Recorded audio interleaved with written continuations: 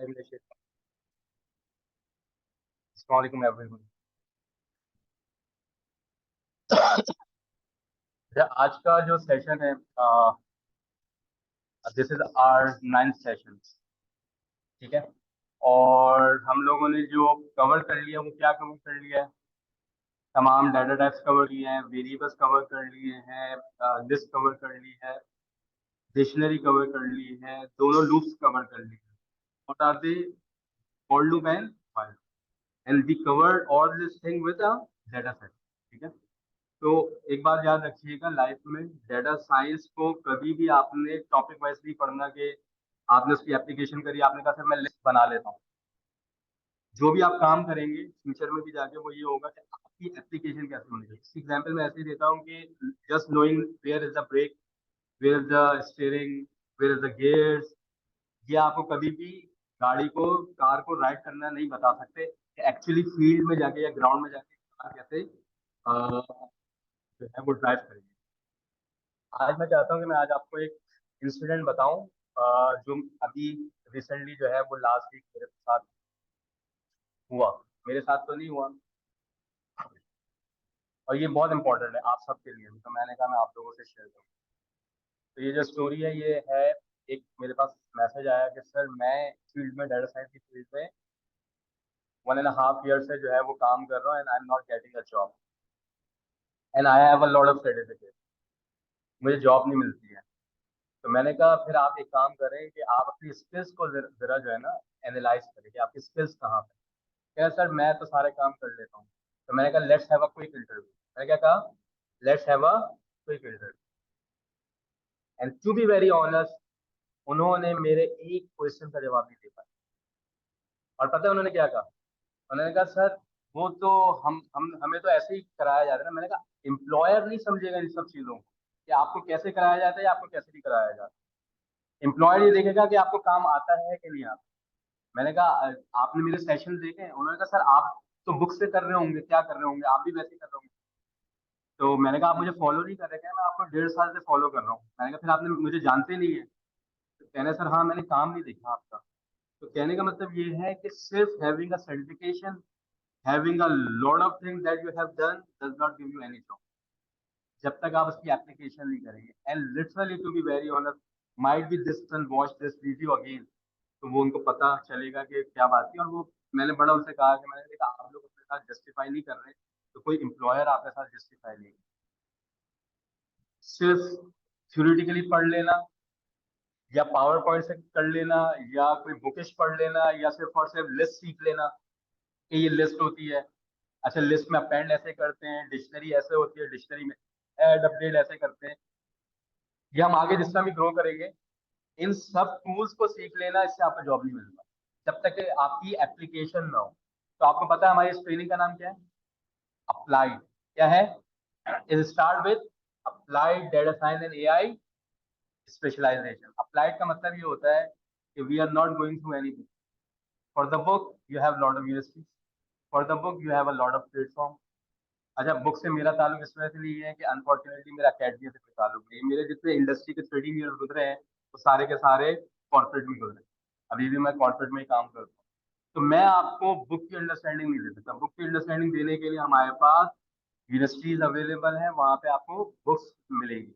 वहाँ पे आप बुक्स पढ़ते हैं, बहुत अच्छी बात है, आपको नॉलेज आती है, वो बहुत अच्छी बात है। अगर इस नॉलेज के साथ जो आपके पास एक थ्योरेटिकल, एक आपके पास रिसर्च की नॉलेज के साथ साथ अप्लाइड की जब नॉलेज आती है तो यू बिकम अ स्टार। ठीक है। और याद रखिएगा डेटा साइंस जो है वो एक इंडस्ट्री की डोमेन है जिसको आपने अप्लाई ही करना पड़ेगा। हाँ, अगर if you go and join any university, then obviously you can talk with the pupil and describe the what is data science and its application and all this thing. तो वो सारी चीजें आप कर सकते हो। So that you have to decide to where you have to go to the academia or to go to the industry. तो दोनों ऑप्शन अच्छे हैं, लेकिन डिसीजन आपने लेना है। If you decide to go to the industry, तो फिर क्या होना चाहिए? अप्लाइड होनी चाहिए। क्या होनी चाहिए? अप्लाइड होनी। अदरवाइज क्या होना चाहिए? You have a lot of. Today our topic is what? हम अपने रिपीटेटिव टास्क को कैसे एफिशिएंट कर सकते हैं। यूजली आपने देखा होगा कि लेट्स सपोज हमारे पास एक लिस्ट है, और लिस्ट में हमारे पास आप लोगों ने रेंज का फंक्शन तो पढ़ लिया ना मुझसे, आपने कर लिया, ये रेंज बता दी इसकी, और इसको मैं लिस्ट के अंदर पैक कर देता हूँ, क्योंकि मुझे क्या करेगा, एक लिस्ट बना के दे देगा। यहाँ तक बात समझ आ रही है आप लोगों को? रेंज कहाँ से स्टार्ट होगी? जीरो से स्टार्ट होगी। If I want to describe to start from one, तो मैं वन से स्टार्ट करके कॉमा लगा दूंगा, बता देगा। रेंज में लास्ट वैल्यू जो है वो क्या होती है? एक्सक्लूड होती है। लास्ट वैल्यू क्या होती है? एक्सक्लूड होती है। एक्सक्लूड कैसे होती है? For example, if I put one here and then comma, तो ये कहाँ से स्टार्ट होगा? जीरो से स्टार्ट होगा। अच्छा, कुछ आप लोगों ने, अगर if I want to check the length of the list, कैसे चेक करते हैं? We have a length function, we have a length function, तो बता रहा है कि इसकी लेंथ जो है वो 8 है। अच्छा, आप देख रहे हैं कि आपका काम जो है ये फंक्शन से कितना आसान हो जाता है, फंक्शन से कितना आसान हो जाता है। हम लोगों ने कौन कौन से फंक्शन पढ़े? इंटीजर का फंक्शन पढ़ा है, लिस्ट का आप फंक्शन देख रहे हैं, रेंज का आप फंक्शन देख रहे हैं, टाइप का आप लोगों ने फंक्शन देखा होगा। इस तरीके से आप लोगों ने और बहुत सारे फंक्शन देखे होंगे, ऐसे ही है।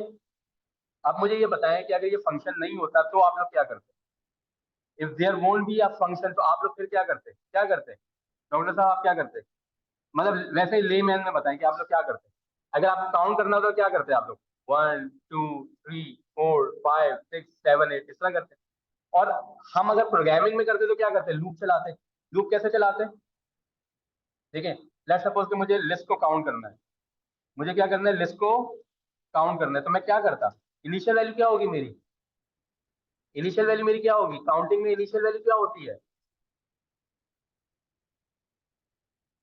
काउंटिंग में इनिशियल वैल्यू 1 होती है, 0 होती है। मल्टीप्लीकेशन में इनिशियल वैल्यू 1 होती है। Simple math. जब आप काउंट करते हैं तो द फर्स्ट, जो पहला, जो चीज ओरिजिनली अवेलेबल होती है वो 0 होती है। Then 0 plus 1 1, 1 plus 1 2, 2 plus 1 3, and 3 plus 1 4। तो इनिशियल वैल्यू क्या होती है आपकी काउंटिंग में? 0। और अगर इनिशियल वैल्यू 1 होती तो फिर 1 प्लस 1 तो 2 हो जाता। मल्टीप्लीकेशन में आपके पास इनिशियल वैल्यू क्या होती है? 1। दैट्स वाई फिर आप मल्टीप्लाई करते हैं। अगर उसमें आप इनिशियल वैल्यू को आप 0 रख दें, जिसको आप इंस्टेंशिएट करेंगे, तो फिर सारी चीजों को वो 0 कर देगा मल्टीप्लीकेशन। तो यहाँ पे मुझे काउंट करने तो क्या करूं? 0 लिखूं, 1 लिखूं? 0 अभी मुझे नहीं पता। फिर मैं क्या कराऊं? लूप चलाऊंगा। मैं लिखूंगा फॉर आई इन, अच्छा, हम फॉर आई इन लिस्ट। मैं आई क्यों देता था? आपको याद है मैं आई क्यों देता था? जब मुझे आई के अंदर जो वेरिएबल आ रहा है उसको मैं क्या कर सकूं, क्या कर सकूं, इस्तेमाल कर सकूं। मिसाल के तौर पे मैं ये कर दूं आई, आई प्लस वन। अगर मैं लिखूं आई प्लस वन, तो मेरे पास ये कुछ आएगा ऐसा। लेकिन काउंटिंग में मुझे आई की जरूरत है, आई को देखने की, या मुझे ये जरूरत है कि ये लूप कितनी मरतबा चलेगा। अगर मुझे लिस्ट के अंदर एलिमेंट को काउंट करना है, तो क्या लिस्ट के अंदर एलिमेंट की वैल्यू की मुझे जरूरत है कि लिस्ट का एलिमेंट क्या है? जैसे मुझे ये देखना है कि मिसाल के तौर पे यहाँ पे आपके पास तो 1 2 3 4 है। अगर ये लिखा होता 7 8 9 10 11 12, तो क्या आपको वो 7 की जरूरत थी, या 7 पहली वैल्यू हो गई, 8 सेकंड वैल्यू हो गई? आपको इसकी जरूरत है। काउंटिंग में आपको किस चीज की जरूरत है बताइए? सब में तो आपको वैल्यू की जरूरत होती है कि एक्चुअल वैल्यू क्या है। 7 लिखा हुआ है, 8 लिखा हुआ है, क्या काउंटिंग में मुझे यहाँ पे जरूरत है कि फीमेल कहाँ पे बैठी है, मेल कहाँ पे बैठा है? इसमें मुझे फीमेल और मेल को बाइफरकेट करने की जरूरत है अगर मुझे टोटल काउंट चाहिए तो जब मुझे टोटल काउंट चाहिए होता है तो मुझे बाइफरकेशन की जरूरत होती है। अच्छा, ये फीमेल है, हाँ, अगर मुझे बाइफरकेशन चाहिए, how many females and how many males, तो फिर तो मैं करूंगा। लेकिन if I want to see, मैं इनसे कह दूं यार काउंट करें, तो आप काउंट कैसे करेंगे? 1 2 3 4, इसका मतलब ये है कि ये भूल जाएंगे कि इधर एलिमेंट कौन सा है, मेल एलिमेंट है या फीमेल एलिमेंट है, कौन सा एलिमेंट है।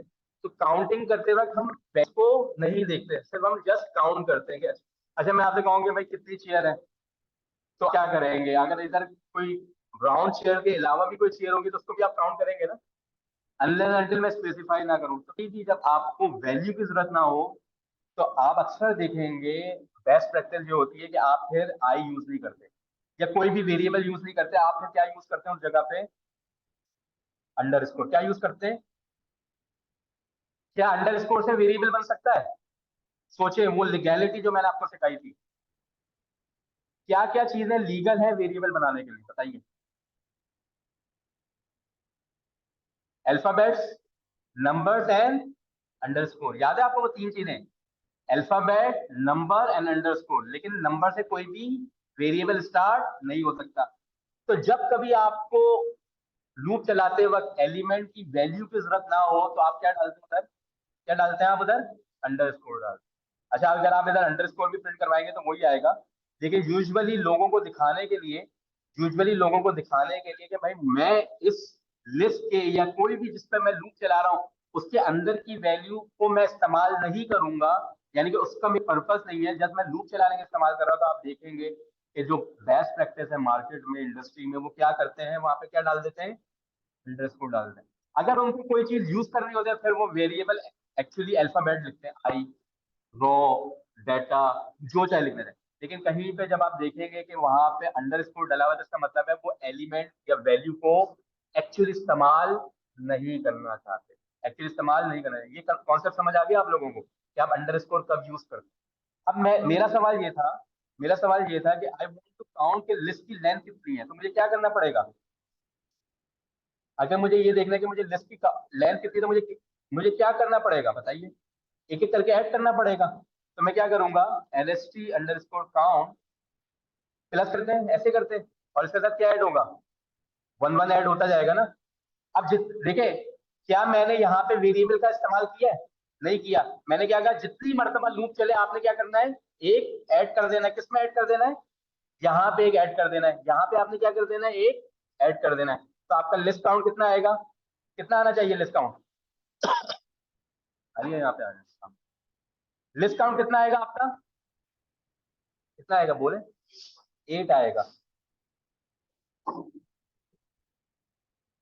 तो आप लोगों ने देखा कि अगर मेरे पास लेन का फंक्शन अवेलेबल था तो कितनी आराम से मैंने लेन सिर्फ लिखा और मैंने वैल्यू निकाल ली, और अभी मुझे 3 to 4 लाइन लिखनी पड़ी, क्या करने के लिए, काउंट करने के लिए। तो हमें क्या पता चलता है, फंक्शन जो है वो हमारे रिपीटेटिव टास्क को क्या कर देते हैं, एफिशिएंट कर देते हैं। क्या कर देते हैं, एफिशिएंट कर देते हैं, टाइम आपका सेव करते हैं। तो जब भी आपके रिपीटेटिव आएंगे, एक तो आप लूप के थ्रू उसको पूरा करते हैं, लेकिन और कैसे आप उसको ऑटोमाइज कर सकते हैं थ्रू अ फंक्शन। आए जरा एक और एग्जांपल मैं आपको देता हूँ।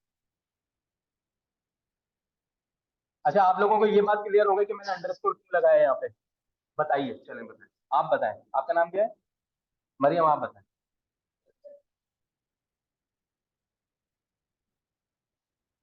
जो हमारे को वन बाय वन वैल्यूज मिलती है उसका हमें इस्तेमाल ना करना हो तो यूजुअली, अच्छा वो तो मैं वैसे भी कर सकता, अगर मैं आई इधर लगा देता और मैं यूज नहीं करता जब भी हो जाता। लेकिन बेस्ट प्रैक्टिस ये है कि लोगों को समझाने के लिए कि यार मैं अंदर के एलिमेंट को इस्तेमाल नहीं करना चाहता, तो एक डेटा साइंस की जो कम्युनिटी है उसमें प्रैक्टिस बन गई है।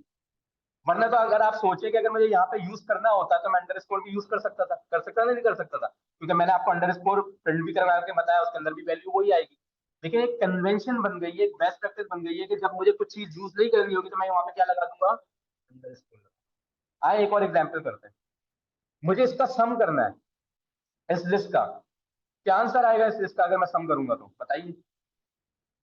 मेरे पास सम का फंक्शन अवेलेबल है, मेरे पास क्या अवेलेबल है, सम का फंक्शन, ये देखिए 36 आएगा। अगर ये फंक्शन नहीं होता तो मैं क्या करूँ, लूप चलाऊंगा, मैं क्या करूंगा, इनिशियल वैल्यू क्या होगी टोटल की, एडिशन में इनिशियल वैल्यू क्या होती है, 0। मैं करता फॉर, अब मुझे वैल्यू का इस्तेमाल करना है नहीं करना है, सम करने के लिए करना है, तो मैं क्या लिखूंगा, फॉर आई इन एल, और मैं क्या करूंगा, एडिशन तो आप लोगों को करना आ गया है, कैसे करेंगे, प्लस इज इक्वल टू आई। अब देखें उधर मैंने 1 लिखा हुआ था क्योंकि मैं काउंट कर रहा था, तो मैंने इस चीज का इस्तेमाल नहीं करना था, तो मैं, और इधर मैं क्या कर रहा हूँ, आई को ऐड कर रहा हूँ। तो मेरे पास आ गया टोटल वैल्यू का आंसर 36 ही आएगा। लेकिन ये रन नहीं हुआ, सॉरी, ये देखें, आपने अगर सम का फंक्शन बना हुआ होता आपका तो आपका कितना टाइम सेव हो रहा था। और अगर आपका कोई चीज बहुत रिपीटेटिव टास्क है, आप अपने ऑफिस में रोजाना उस काम को करते हैं, लेकिन रोजाना आपको कोडिंग लिखनी पड़ती है। अच्छा, ये तो मैंने 4 लाइन की कोडिंग लिखी है, 3 लाइन की कोडिंग लिखी, लेट सपोज हमारी कोडिंग होती है 1000 लाइन, तो रोज आप लोग क्या 1000 लाइन लिखेंगे, इस तरीके से इनएफिशिएंसी कमी आती है। और हो ये सकता है कि उन 1000 लाइन को लिखने में आपसे रोज मिस्टेक भी हो, क्योंकि 1000 लाइन्स लिखना कोई आसान काम थोड़ी है। तो आप लोग इस केसेस में क्या करते हैं, फंक्शंस की तरफ जाते हैं। किसकी तरफ जाते हैं? फंक्शन की तरफ जाते हैं। अब एक सवाल है, फंक्शंस को और डिटेल में बताने से पहले आप, अगर मैं यहाँ पे डैश डाल दूं और यहाँ पे भी डैश डाल दूं, आप क्या भेज रहे हैं? चले, गॉट इट। यहाँ पे डैश डाल दो तो क्या काम नहीं करेगा ये? जब भी ऐड कर देगा। तो कहने का मतलब ये है कि इस डैश का ये मतलब नहीं कि इसके अंदर वैल्यूज नहीं आएंगी, वैल्यूज तो आएंगी और ऐड भी हो जाएगा। ये देखें, ये भी ऐड हो जाएगा और इससे भी आंसर आ जाएगा। काम इससे भी हो रहा है। लेकिन ये डैश उमूमन हम कब यूज करते हैं? जब इसका हम बॉडी के अंदर इस्तेमाल नहीं करते। वरना अगर आप इस्तेमाल भी कर लेंगे, नो हार्म, क्योंकि ये लीगल वेरिएबल की डेफिनेशन में फॉल करता है। लीगल वेरिएबल की डेफिनेशन में फॉल करता है। तो just have a quick recap what we have done. एक तो मैंने आप लोगों को एक बात बताई, वो ये थी कि कभी भी ना अपने सर्टिफिकेशंस पे, जो मैंने एक स्टोरी बताई है, जिन्होंने मिस कर दी वो स्टोरी जाके दोबारा सुनिएगा। मैंने क्लास के स्टार्ट में लेट्स हैव अ रिकैप कि जो मुझे अभी, अच्छा इससे पहले बहुत केसेस इस तरह मेरे पास आ चुके हैं और मैं तो सीधा इंटरव्यू की तरफ जाता हूँ। क्या पता कोई लक मेरी ऐसी लग जाए कि मुझे भी कोई अच्छा बंदा मिल जाए। तो उन्होंने ये कहा कि सर मैं 1.5 years से I am putting my effort, I have done this course trainings and I have a lot of certification but I am not getting a job.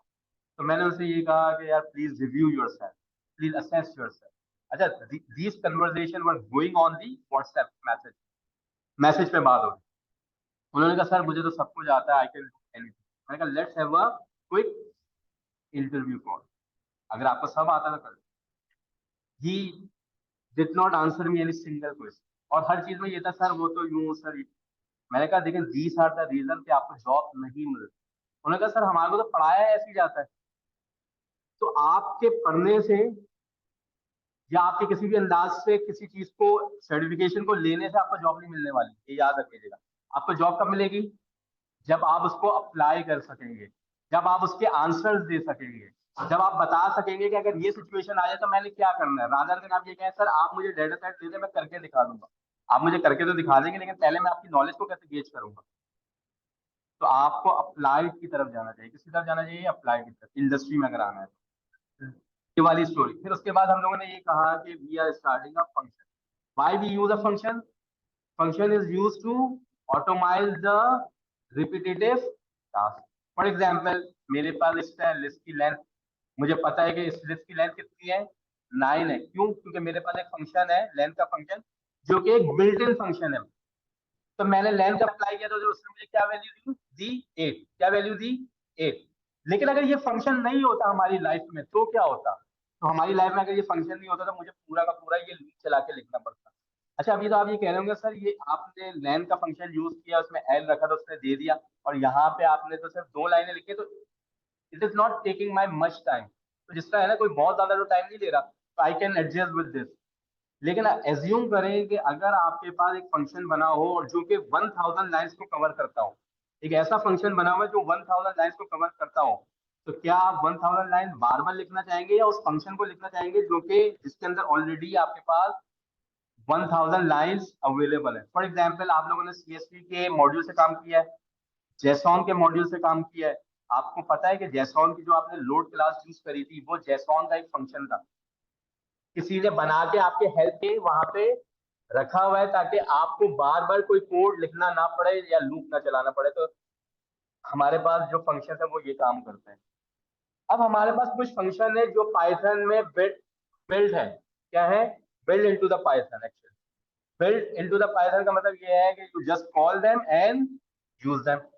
तो this is called the built in function, this is called the built in function. For example, आप लोगों ने print का function देखा होगा, आप लोगों ने लेंथ का फंक्शन अभी देख लिया, अभी आप लोगों ने रेंज का फंक्शन देख लिया, टाइप का फंक्शन देखा होगा, और बहुत सारे फंक्शन देखे होंगे जो हम लोगों ने किए। These are called the built in function. अभी आपने सम का फंक्शन भी देखा, ये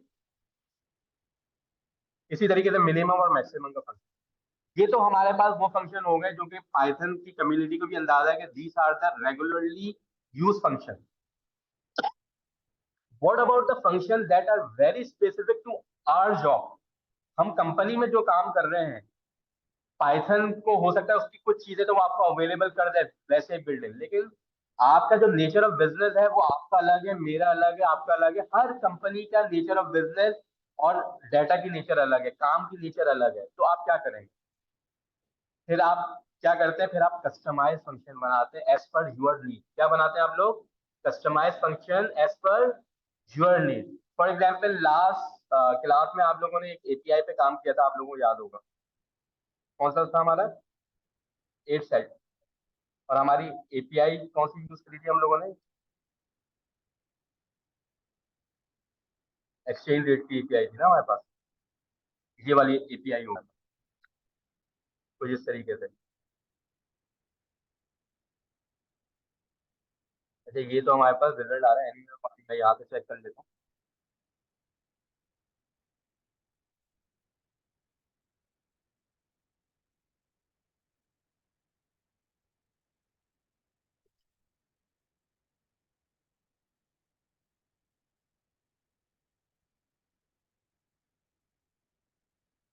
ये हमारे पास लास्ट क्लास से ही एक यूआरएल है। अगर मैं इसमें से कहूँ कि आप डाटा फैच करके लेकर आए तो कैसे करेंगे आप लोग? इंपोर्ट रिक्वेस्ट करेंगे, ऐसा ही है ना? इम- दोबारा इस प्रोसेस को देख लेते हैं एक मरतबा। मैं ज्यादा इस पर टाइम नहीं दूंगा क्योंकि ये आपके पास लास्ट सेशन में हम लोगों ने किया। रिक्वेस्ट की कितने टाइप्स होती है? 2 टाइप्स होती है, गेट एंड पोस्ट रिक्वेस्ट। अभी हमें डाटा चाहिए तो हम क्या करेंगे? गेट करेंगे। गेट कैसे करते हैं हम लोग? ये डाटा हमें कहाँ से मिल रहा है? ये डाटा हमें कहाँ से मिल रहा है? Over the internet, over the internet. तो हमें क्या करना है? गेट, और यहाँ पे मैं यूआरएल दूंगा। तो रिस्पॉन्स क्या आना चाहिए मेरे पास?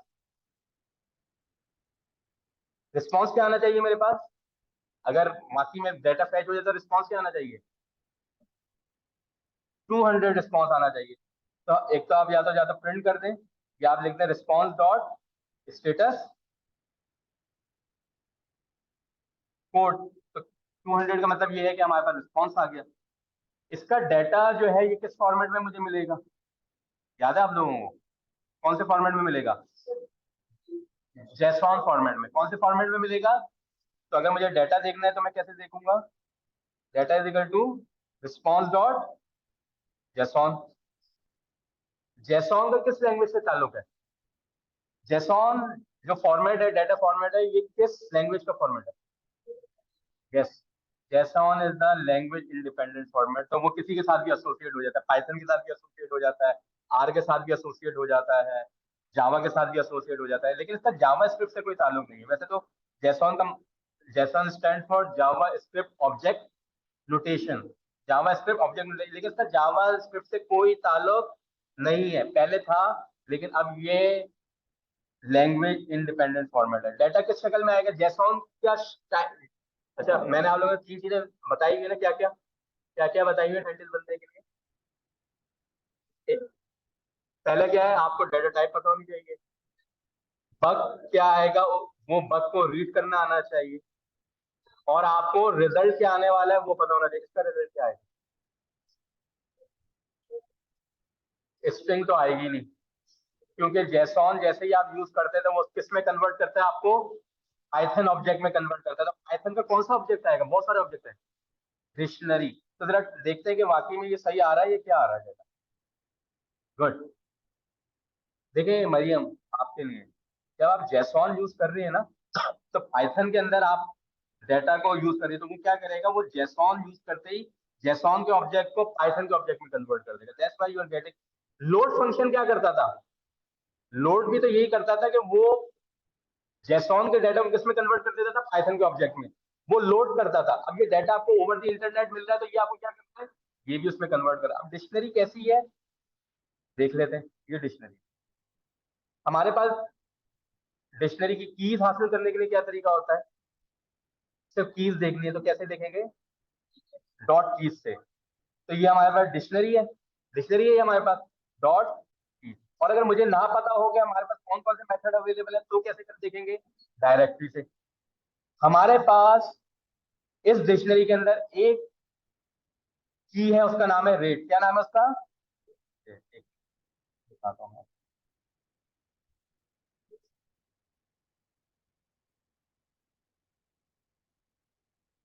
तो हमारे पास एक की है उसका नाम है रेट। डिक्शनरी में से वैल्यूज कैसे एक्सट्रैक्ट करते हैं? की देकर। डिक्शनरी में अगर की देंगे तो हमें क्या मिलेगी उसके अगेंस्ट की वैल्यू। लिस्ट में से वैल्यूज कैसे देते हैं, लेते हैं? इंडेक्स देकर। क्या आपको पता होना चाहिए, आपके टेस्ट पे होना चाहिए डाटा। और मेरे पास एक की है उसका नाम क्या है? रेट। तो ये मुझे क्या देगा? वैल्यूज देगा। अब वैल्यूज, डिक्शनरी में वैल्यूज कौन कौन सी हो सकती है? इंटीजर, स्ट्रिंग, फ्लोट, या लिस्ट हो सकती है हमारे पास एज अ वैल्यू। डिक्शनरी हो सकती है एज अ वैल्यू। यस, सारी चीजें हो सकती है हमारे पास। डिक्शनरी के अंदर वैल्यूज में इंटीजर भी आ सकता है, फ्लोट भी आ सकता है, स्ट्रिंग भी आ सकता है, डिक्शनरी भी आ सकती है, लिस्ट भी आ सकती है, और भी हम डेटा टाइप पढ़ेंगे वो भी आ सकता है। लेकिन कीज में क्या नहीं आ सकता? एज अ की आपके पास क्या नहीं आ सकता? डिक्शनरी और लिस्ट नहीं आ सकते। डिक्शनरी और लिस्ट एज अ की नहीं आ सकते, लेकिन एज अ वैल्यू आ सकते हैं। डिक्शनरी में लिस्ट और डिक्शनरी एज अ की यूज नहीं होते, लेकिन एज अ वैल्यू यूज हो जाता है। तो इसका आंसर क्या आएगा? इंटीजर आ सकता है, कोई सिंगल वैल्यू। फ्लोट आ सकता है, फ्लोट भी एक सिंगल वैल्यू होती है। स्ट्रिंग आ सकता है, वो भी एक सिंगल वैल्यू होती है। और मल्टीपल वैल्यूज में क्या क्या आ सकता है आपके पास? लिस्ट या डिक्शनरी। तो देखते हैं, अगर मैं ये की दूं तो मेरे पास क्या आता है? सिंगल वैल्यूज आती है या मल्टीपल? अच्छा, क्या है? एस नहीं है, सॉरी। तो मेरे पास एक और डिक्शनरी आ गई, यानी कि रेट की। रेट इज अ की, और उस की वैल्यू क्या है? एक और डिक्शनरी। उस की वैल्यू क्या है मेरे पास? एक और डिक्शनरी है। तो यहां से एक बात भी प्रूव हुई हमारे पास कि डिक्शनरी के अंदर की जो है वो इंटीजर, फ्लोट, स्ट्रिंग, टपल कुछ भी हो सकता है, लेकिन डिक्शनरी और लिस्ट नहीं हो सकते एज अ की।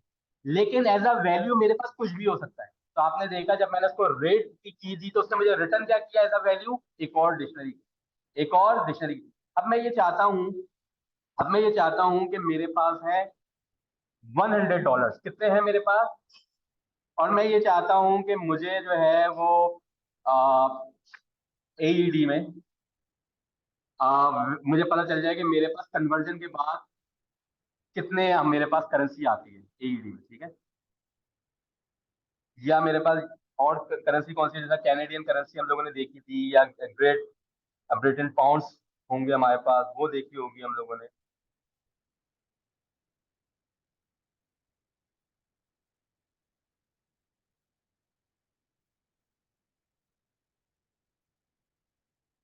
अच्छा, ये मेरे पास एक ब्रिटिश में अगर मैं करता हूँ कि मेरे पास $100 है, तो मेरे पास कितने पाउंड्स आएंगे? तो मुझे क्या करना पड़ेगा? पहले तो मुझे लूप चलाना पड़ेगा, या लूप भी ना चलाऊं क्योंकि मेरे पास डिक्शनरी आ गई है। अगर मैं ये दे रहा हूं तो डिक्शनरी आई है, इसका मतलब है अब मैं आगे भी की दे सकता हूँ। आगे भी की दे सकता हूँ, क्योंकि इसका रिजल्ट मेरे पास क्या है? यहाँ तक मेरे पास रिजल्ट क्या है? एक डिक्शनरी आई है, ऐसा ही है ना? यहाँ तक मेरे पास डिक्शनरी आई है, तो अगर मेरे पास यहाँ तक डिक्शनरी आई है, नीचे चलते हैं। तो डिक्शनरी के अंदर अगर मैं दोबारा से एक की दे दूं, जीबीपी की, तो मेरे पास उसकी करेंसी आ जाएगी।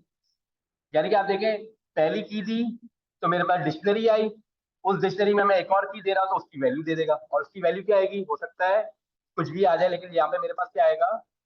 एक फ्लोट वैल्यू आएगी। इस फ्लोट वैल्यू को मैं 100 से मल्टीप्लाई करूंगा, क्योंकि मेरे पास $100 है, तो मुझे पता चल जाएगा कि मुझे सिर्फ 82 पॉइंट्स मिलेंगे। अगर मैं $100 है, और अगर मैं यूके जाना चाहता हूँ या मैं इंग्लैंड जाना चाहता हूँ, तो मेरे पास $100 है, तो मुझे कितने पॉइंट्स मिलेंगे अगर मैं एक्सचेंज करवा सकता हूँ? 82.3। अच्छा, ये मेरा रोजाना का काम है। ये मेरा रोजाना का काम है, मैं रोज आता हूँ, रोज लोगों से एक्सचेंज, मेरी एक एक्सचेंज कंपनी है, ठीक है? आप आए क्लाइंट मेरे पास, आपने कहा I want to change $100 in that currency, in that particular currency. तो आपने कहा ओके, ये है, आपने कैलकुलेटर उठाया, आपने करना शुरू कर दिया। तो कहता नहीं यार, मुझे मल्टीपल बता दो, ये बता दो। तो आप मुसलसल जो है ना इसी काम में एंगेज रहती है, और आपको बहुत मुश्किल होती है। आप, मुश्किल का मतलब ये है कि 5 मिनट लग जाते हैं, 2 मिनट लग जाते हैं, 3 मिनट लग जाते हैं। तो आप ऐसे काम को क्या करना चाहोगे? ऐसे काम को आप क्या करना चाहेंगे? आप अपने रिपीटेटिव काम को क्या करना चाहेंगे? ऑटोमाइज करना चाहेंगे। अच्छा, इसका फंक्शन तो पाइथन देता नहीं है। इसका फंक्शन तो पाइथन देता नहीं। तो पाइथन इस सिलसिले में कहता है कि अगर आपके पास कोई फंक्शन अवेलेबल नहीं है तो you can make your own customize function, you can make your own customize function. आप अपने क्या कर सकते हैं, अपने फंक्शन कस्टमाइज और बढ़ा सकते हैं। बहुत ज्यादा कॉर्नर तक नहीं जाइएगा, तक कि मैं देख नहीं पाऊंगा कुछ इस तरह रहे कि मेरा साइट, क्योंकि ये वायर मेरे पास बड़ी है। फंक्शन बनाते कैसे हैं, फंक्शन बनाते कैसे, फंक्शन में तीन पार्ट होते हैं। फंक्शन के कितने पार्ट होते हैं, थ्री पार्ट्स होते हैं। हेडर्स क्या होते हैं, हेडर, बॉडी दूसरा पार्ट हो गया, तीसरा पार्ट होता है आपका रिटर्न, क्या होता है, रिटर्न स्टेटमेंट। पहला पार्ट क्या होता है, हेडर। हेडर का मतलब ये कि आप नाम क्या देना चाहते हैं, ये डेफिनेशन क्या है, क्या फंक्शन क्या है, this is called the header. Header के बाद होता है कि ये फंक्शन परफॉर्म क्या कर रहा है, this is called the body, this is called the body. और थर्ड पार्ट क्या होता है, रिटर्न। करेगा क्या रिटर्न, क्योंकि हो सकता है कि वो बहुत सारे काम हो बैक एंड पे, लेकिन रिटर्न तो आपको कोई खास चीज करेगा। तो आप लोगों को याद होगा शुरू में जब हमारे first to second third session था, फर्स्ट सेकंड सेशन था, तो मैंने आप लोगों से फंक्शन की डेफिनेशन पूछी थी। Function is something that takes input, process that input and return you an output. मुझे आप में से बताएं, आप में से कौन ऐसा है कि जो पुरानी वीडियोस को भी फॉलो करता है, जब जब वो किसी पोजीशन पे रुक जाते हैं। कौन है आप में से, कौन, आप में से कोई ऐसे हैं जो रिपीटेटिव चीजें आके रिव्यू करते हैं ताकि आपके स्ट्रेंथ हो, या आपने कहा कि once I am done with the one session, okay यार लेट्स मूव ऑन, कौन है? याद रखिएगा, मैं अपनी लाइफ में अपनी कोडिंग को रिव्यू करता हूँ। यार मैंने फला वक्त में काम किया था, मैं एक नया प्रोजेक्ट पे काम कर रहा हूँ ना, तो मैं अच्छा मेरी बात नहीं है, जितने भी डेटा साइंटिस्ट है वो अपने काम को खुद रिव्यू करते हैं जाके। यार मैंने वो एक काम किया था, और वो मैंने बहुत मेहनत से काम किया था 6 मंथ के अंदर या 1 ईयर के अंदर, और यार उससे रिलेटेड कुछ पार्ट मुझे इस प्रोजेक्ट में नजर आ रहा है। तो पता है हम लोग सबसे पहले क्या करते हैं, जाके सबसे पहले वो 6 मंथ का जो हम लोगों ने इतनी मेहनत से काम किया था उसको जाकर रिव्यू करते हैं। क्योंकि मुझे पता है कि उसमें मैंने 6 मंथ लगाए थे, अब मेरे पास टाइम थोड़ी है मैं 6 मंथ लगाऊं। इससे बेहतर क्या है कि मैं यहाँ पे अपनी मेहनत करूँ, वो पहले मैं वहां पे जाके रिव्यू।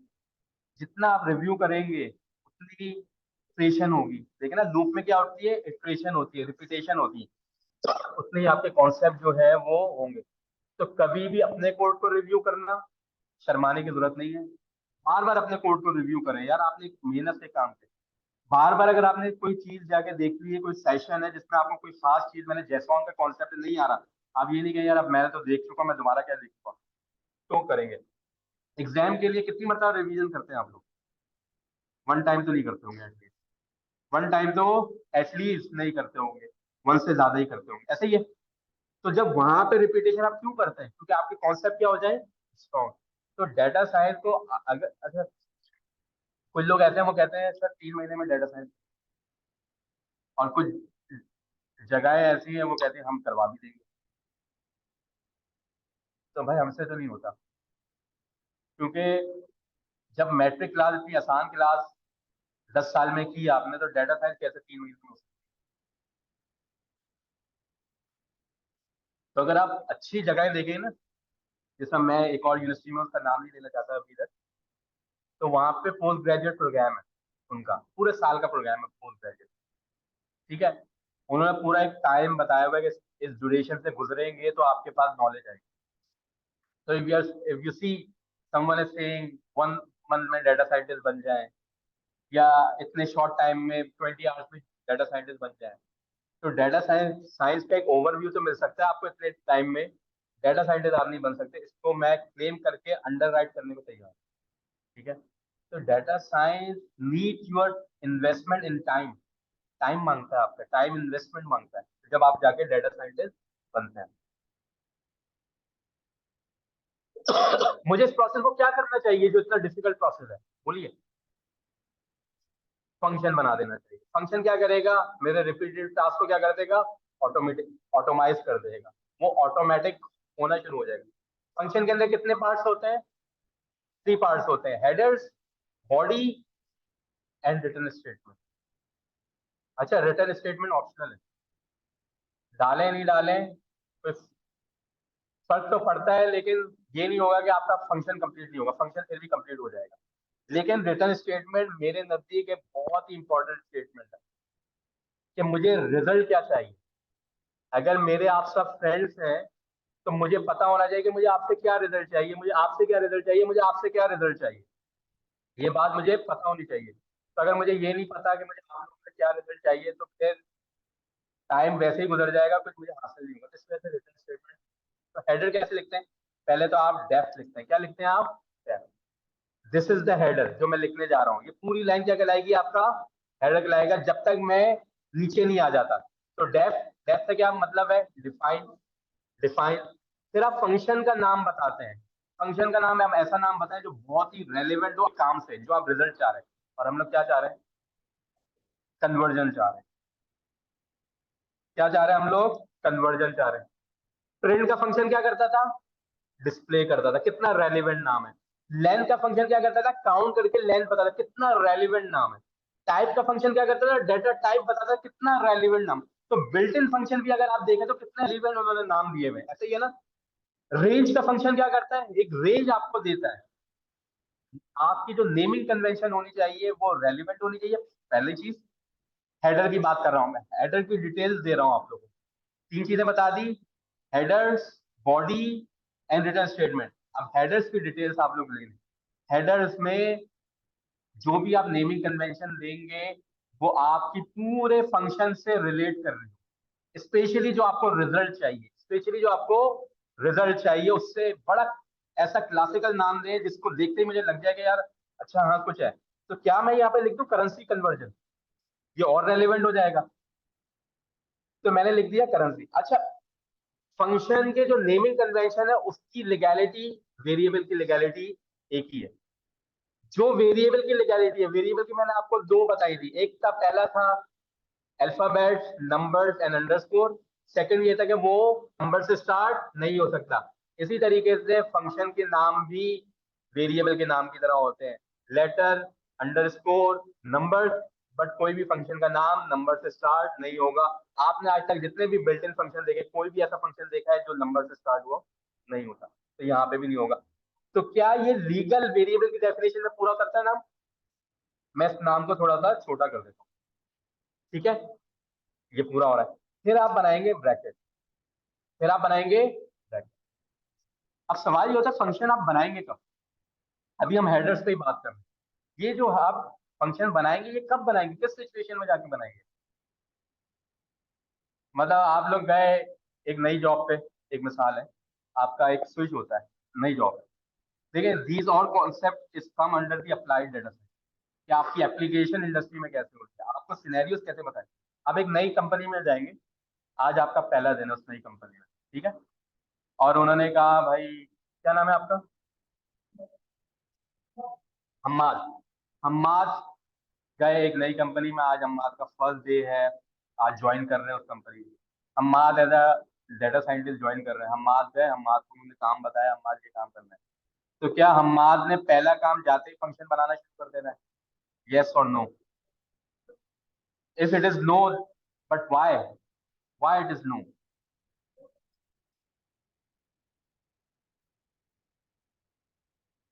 एग्जैक्टली। फंक्शन हमेशा एक्सपीरियंस के बाद बनता है। फंक्शन हमेशा, आपको पता ही नहीं है काम मैंने रिपीटेटिव, मैंने कहा ना, फंक्शन किस काम को ऑटोमाइज करता है? रिपीटेटिव काम को। आपको पता ही नहीं है कि कितनी मतलब रिपीट होगा। ये तो आपको 2 दिन 3 दिन आप रिपीटेशन कर रहे होंगे, जब आपको एहसास होगा ना कि यार ये काम बहुत रिपीट हो रहा है। इसका मतलब है कि फंक्शन कब बनता है? एक्सपीरियंस के बाद। कब बनता है? जब आपको एक्सपीरियंस होना शुरू होता है। और एक और बात भी बताएं, अगर आपने चले कहा कि यार मैं वैसे ही बना दूंगा, मैं तो बहुत स्मार्ट हूँ, आपको पता ही नहीं है कि क्या क्या लॉजिक अप्लाई होंगी, क्या क्या इसके पूरा का पूरा वॉक थ्रू है, क्या क्या इसका फ्लो है, तो आप फंक्शन कैसे बनाएंगे? तो आपको पूरा का पूरा उसका वर्क फ्लो पता होगा तो आप फंक्शन बनाएंगे ना। तो सिंपल फॉर्मूला ये है कि फंक्शन हमेशा एक्सपीरियंस के बाद बनता है। फंक्शन कब बनता है? अगर आपको एक्सपीरियंस ही नहीं है पूरे उस वर्क फ्लो का, अगर आपने उस वर्क फ्लो को देखा ही नहीं है, आप उस वर्क फ्लो से गुजरे ही नहीं है, तो आप फंक्शन नहीं बना सकते। तो फंक्शन की चॉइस कब आएगी? एक्सपीरियंस के बाद। जब भी आप फंक्शन बनाए तो एक्सपीरियंस का। और एक एक्सपीरियंस मैंने आपको यहाँ पे करके भी बता दिया, यही बताया ना मैंने। तो मैंने एक लाइफ साइकिल, अच्छा रियल लाइफ में one life cycle, one time आपने रिपीटेशन नहीं करी। जब आप मल्टीपल टाइम रिपीटेशन कर रहे होंगे ना, तो उसके बाद आपको खुद ही एहसास होगा कि यार ये काम अब मुझे ऑटोमाइज करना है, ऑटोमेटिक करना है। खुद ही एहसास पैदा होना शुरू हो जाएगा कि यार ये काम जो है ना, अब मुझे बॉदर कर रहा है, इसको मैं ऑटोमेटिक कर दूं। ठीक है, तो फिर आप जाके क्या बनाएंगे, फंक्शन। तो याद रखिएगा, आज तो हम आते ही शुरू हो गए, हम लोगों ने बनाना डिस्कस किया किया। एक्चुअल लाइफ में ऐसा नहीं होगा। ठीक है, फंक्शन बनाएंगे कैसे, this is called the header. अभी हम हेडर पे काम कर रहे हैं। फंक्शन का नाम लिया आपने, देखा होगा यूजुअली फंक्शन जो है वो इनपुट लेता है, तो आप ब्रैकेट भी देते हैं। प्रिंट, प्रिंट के बाद ब्रैकेट आता है, ब्रैकेट के अंदर कोई वैल्यू देते हैं, उसको वो प्रिंट करता है। टाइप, टाइप के अंदर आप कोई वैल्यू देते हो, उसकी वो डाटा टाइप बताता है। लेंथ, लेंथ के अंदर आपने लिस्ट दी, तो उसने उसका रिजल्ट दिया। तो हमेशा फंक्शन क्या लेता है, इनपुट। और इनपुट पाइथन में कैसे लेता है, ब्रैकेट के अंदर ऐसे ही लेता है। मैंने बता दिया। अच्छा, आई डोंट नो कि मुझे क्या इनपुट देना। वैसे तो मुझे डेटा के साथ काम करके पता चल गया इनपुट कितने देने हैं, कितनी वैल्यूज देनी है, मुझे सारी चीजें पता चल गई, लेकिन अभी मुझे नहीं पता है कि मैंने क्या देना है। तो मैंने यहाँ पे, जब फंक्शन का हेडर खत्म होगा, तो आपने क्या डालना है, वहां पे कॉलन डालना है। क्या डालना है, colon mean header is completed. फिर नीचे क्या होगा, फिर अगला स्टेप क्या था, अगला पार्ट क्या था आलिया, बॉडी। अगला पार्ट क्या था, और आपने तो ये, अब इस बात को तो पाइथन में पढ़ के आपको अंदाजा हो गया, जब भी कॉलन लगता है तो उसके बाद नीचे क्या होता है, फोर स्पेस लूप पढ़ा। लूप में आपने देखा होगा, कॉलन लगाया था आपने तो नीचे फोर स्पेस इंडेंट होती थी। आपने कंडीशनल स्टेटमेंट लगाई थी, तो उसमें एंड में कॉलन आता था, तो नीचे की उसकी बॉडी क्या होती थी, इंडेंटेड होती थी। तो फंक्शन में भी ये है। तो इसका मतलब ये है कि ये भी हमारी कन्वेंशन है पाइथन की, कि जो चीज कॉलन पे एंड होगी, उसके नीचे वाला पार्ट ऑटोमेटिकली फोर स्पेस क्या होगा, इंडेंट होगा। क्या होगा, इंडेंट होगा। तो देखें यहाँ, जी समझा नहीं मैं आपको। हाँ, बॉडी में फॉर्मूला अप्लाई करें। बॉडी का मतलब ये है कि देखें, दो चीजें तो बड़ी ऑब्वियस है फंक्शन के अंदर, इनपुट नजर आता है, आउटपुट नजर आता है, लेकिन आपको ये पता नहीं चलता कि बीच में क्या प्रोसेस हुआ है। अभी आप लोगों ने देखा कि लेंथ का फंक्शन हमने अप्लाई किया, तो आपको ये तो नजर आ गया कि मैंने इनपुट लिख दी और रिजल्ट क्या है मेरे पास, 8। लेकिन बीच का फंक्शन ये था, ये जो मैंने यहाँ पे लिखा, ये क्या था आपका, ये होता है एब्स्ट्रैक्ट। ये क्या होता है, तो दो चीजें इनपुट एंड आउटपुट तो आपको समझ आ रही होती है, लेकिन वो जो कहते हैं ना, input is function is something something that takes input, ये आपको पता चलता है।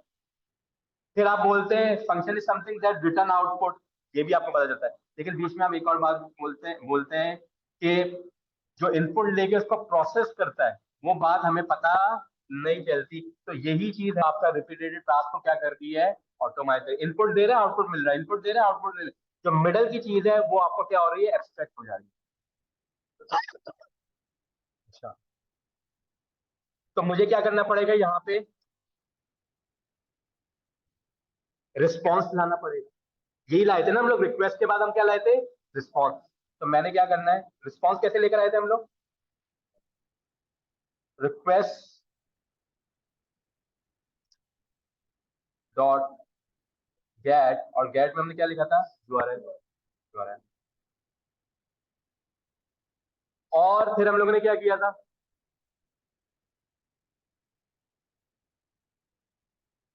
मेरे पास, सॉरी, ये तो रिस्पॉन्स आ गया। रिस्पॉन्स से डाटा कैसे हमने निकाला था, data is equal to response dot JSON. और जैसॉन के बाद हम लोगों ने क्या किया था, मेरे पास एक अमाउंट था, इधर मैं अमाउंट लिख देता हूँ। अमाउंट था मेरे पास, लेट्स सपोज $100 था। कितने मेरे पास, $100। और $100 को मुझे किसमें कन्वर्ट करना था, ब्रिटिश पाउंड में। तो मैंने क्या किया था, data is equal to rates. तो मुझे सारे रेट्स मिल जाएंगे। उन सारे रेट्स में से मैंने क्या किया था, GBP कर दिया था, ऐसे किया था। तो मुझे मुझे क्या मिल गया था यहाँ पे। अच्छा, कन्वर्जन करेंसी का नाम इधर लिख देते हैं, कन्वर्जन करेंसी। और मैं यहाँ पे लिख देता हूँ जीबी, जीबी। तो यहाँ पे मैं क्या डाल दूंगा,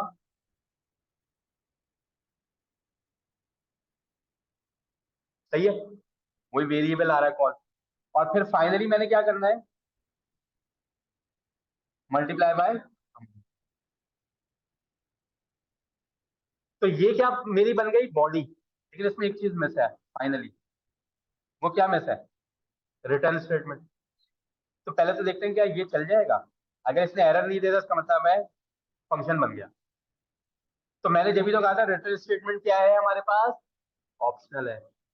लेकिन रिटर्न स्टेटमेंट होती बहुत इंपॉर्टेंट। अब मैं जब इस फंक्शन को कॉल करूंगा, फंक्शन को कॉल कैसे करते हैं? फिर उसका नाम ही लिखते हैं ना, प्रिंट लेन फंक्शन समथिंग। अच्छा मेरा ये फंक्शन ऐसा है जो कोई इनपुट नहीं लेता, ऐसा ही है, क्योंकि मैंने इसको इनपुट लेना बताया ही नहीं था। तो ये इनपुट नहीं लेता, लेकिन ये रिजल्ट क्या देगा? रिजल्ट क्या देगा? ये कोई रिजल्ट नहीं देगा, क्योंकि आपने रिटर्न ही नहीं करवाया। आपने रिटर्न करवाया नहीं है, तो ये रिजल्ट भी नहीं दे रहा। तो मैं एक काम करता हूँ, मैं कहता हूँ, मैं अपने फंक्शन से नीचे करते हैं और मैं एक रिटर्न स्टेटमेंट डालता हूँ, और रिटर्न में मैं सब चीजें इग्नोर करके अपना नाम वकास रिटर्न करवा लेता हूँ। मैं कहता हूँ सब छोड़ो, मेरा नाम रिटर्न करो आप। अब इससे फर्क नहीं पड़ता कि इस अंदर क्या प्रोसेस चल रहा है। इससे ये फर्क नहीं पड़ता कि अंदर क्या प्रोसेस चल रहा है, ये मेरा नाम ही रिटर्न करेगा। क्यों? क्योंकि ये आपने इसको कहा कि तुमने रिटर्न वकास ही कर। तो ये देखें, आप कुछ भी कर लें इसके साथ, ये रिटर्न क्या करेगा? वकास। तो रिटर्न स्टेटमेंट बहुत इंपॉर्टेंट स्टेटमेंट होती है, जो आपको बता रही होती है कि आपने चाहिए कैसे। आप कुछ भी करें, आप यहाँ से कुछ भी, यहाँ से डाटा साइंस की क्लास लें और जाके आपसे ये कहते हैं कि मैं यूआईटी गया था। आप ये नहीं बता रहे कि आप डाटा साइंस करके आए हो। कहाँ गए थे? यूआईटी गया था। क्या कर रहे थे? यूआईटी में क्लास में था। क्या था? अच्छा भाई ये था। तो आप बता नहीं रहे कि मैंने प्रोसेस क्या किया, आप नाम ले रहे हैं। इसी तरीके से यहाँ पे वकास है। तो return statement is very important statement, but still a optional statement, but still a optional statement. अच्छा अब मैं चाहता हूँ मैं अपने फंक्शन को थोड़ा डायनेमिक करूँ। पहले तो एक काम करता हूँ, रिटर्न स्टेटमेंट मैं थोड़ी सी बेहतर करता हूँ। मैं ये करता हूँ यहाँ पे कन्वर्जन की, कन्वर्जन के नाम से एक वैल्यू बना देता हूँ। तो मुझे रिटर्न क्या करना चाहिए? कन्वर्जन। तो मैं वकास की जगह पे रिटर्न क्या करता हूँ? CONV, कि मुझे ये चीज रिटर्न चाहिए इस डाटा में। तो अब क्या करेंगे? अच्छा अभी भी ये इनपुट नहीं ले रहा, फिर भी आपको वैल्यू ला के दे देगा $100। कितनी आ रही थी? 83 पॉइंट समथिंग। ठीक है। अच्छा अगर मेरा एक मरतबा फंक्शन बन गया, तो मेरे पास $100 की वैल्यू कैलकुलेट करेगा, उसके अलावा तो वो कैलकुलेट करेगा नहीं। तो इसका मतलब है मेरा फंक्शन इतना एफिशिएंट है ही नहीं। तो मुझे क्या करना चाहिए? मुझे अमाउंट को जो है ना फ्लेक्सिबल कर देना चाहिए, डायनेमिक कर देना चाहिए, रादर देन मैंने अंदर क्या किया हुआ है, इसको 100 पे फिक्स किया हुआ है। अब जीबीपी का रेट अगर चेंज होगा तो वैल्यू चेंज हो सकती है, क्योंकि ये तो लाइव रेट आ रहा है ना आपके पास। ये रेट कौन सा रेट आ रहा है? लाइव। तो ये हो सकता है कि ये चेंज हो रहा हो, लेकिन ये $100 की वजह से चेंज नहीं हो रहा होगा, ये पीछे बैक एंड पे जो रेट इंटरनेशनल मार्केट में चेंज हो रहा है उसकी वजह से चेंज हो सकता है। क्योंकि कल अगर आप इस कोड को रन करेंगे तो हो सकता है 82.3 आंसर ना आए, हो सकता है मार्केट चेंज। लेकिन आपके पास सब $100 थोड़ी एक्सचेंज करवाने हैं, वो तो कुछ भी हो सकता है। तो आपने क्या करना है? तो मैं एक काम करता हूँ, मैं अपने फंक्शन को डायनेमिक बनाता हूँ। और डायनेमिक की जगह पे क्या करता हूँ, मैं कहता हूँ कि मेरा एक ऐसा फंक्शन होगा जो एक इनपुट लेगा। क्या लेगा? एक इनपुट लेगा, और वो इनपुट क्या होगा? कोई भी अमाउंट, कोई भी अमाउंट लेगा। ठीक है। तो मैं क्या करता हूँ, ये वाली चीज हटा देता हूँ। अब जब भी आप इधर अमाउंट देंगे तो वो कहाँ पे रिप्लेस करेगा उसको? जाके यहाँ पे रिप्लेस कर देगा, क्योंकि आप यहाँ पे, अच्छा देखें, ये चीज ये कहाँ पे ढूंढेगा? वो पूरी बॉडी में या पूरे हेडर्स में कहीं ना कहीं ढूंढने की कोशिश करेगा कि ये चीज मुझे कहाँ से मिल रही है। अगर मैं ये भी हटा दूं, अगर मैं ये भी हटा दूं, एक मिसाल दे रहा हूँ, मैं यहाँ से ये भी हटा दूं और वहां से मैंने दोबारा से देखा, इसको मैं कमेंट्स कर देता हूँ। कमेंट्स पे तो वो रीड नहीं कर पाएगा ना, कमेंट्स पे तो रीड नहीं कर पाएगा, और यहाँ से भी मैं हटा देता हूँ। अब मैं फंक्शन को कॉल करता हूँ, तो देखिए क्या कहता है, क्या कहेगा, क्या कहेगा? एरर पड़े। एक तो पहली बात थी कि मुझे रिजल्ट पता होना चाहिए कि एरर आएगा, क्योंकि मैंने कहा था कि अगर आपको यही नहीं पता। अच्छा नॉट डिफाइन भी किसी ने कहा, आपने कहा ना, तो सही कहा ना कि इसका मतलब कोई एरर ही आएगा ना। तो आपको तो सबसे पहले ये पता होना चाहिए था कि रिजल्ट क्या आने वाला है, और वो क्या आने वाला था? एरर।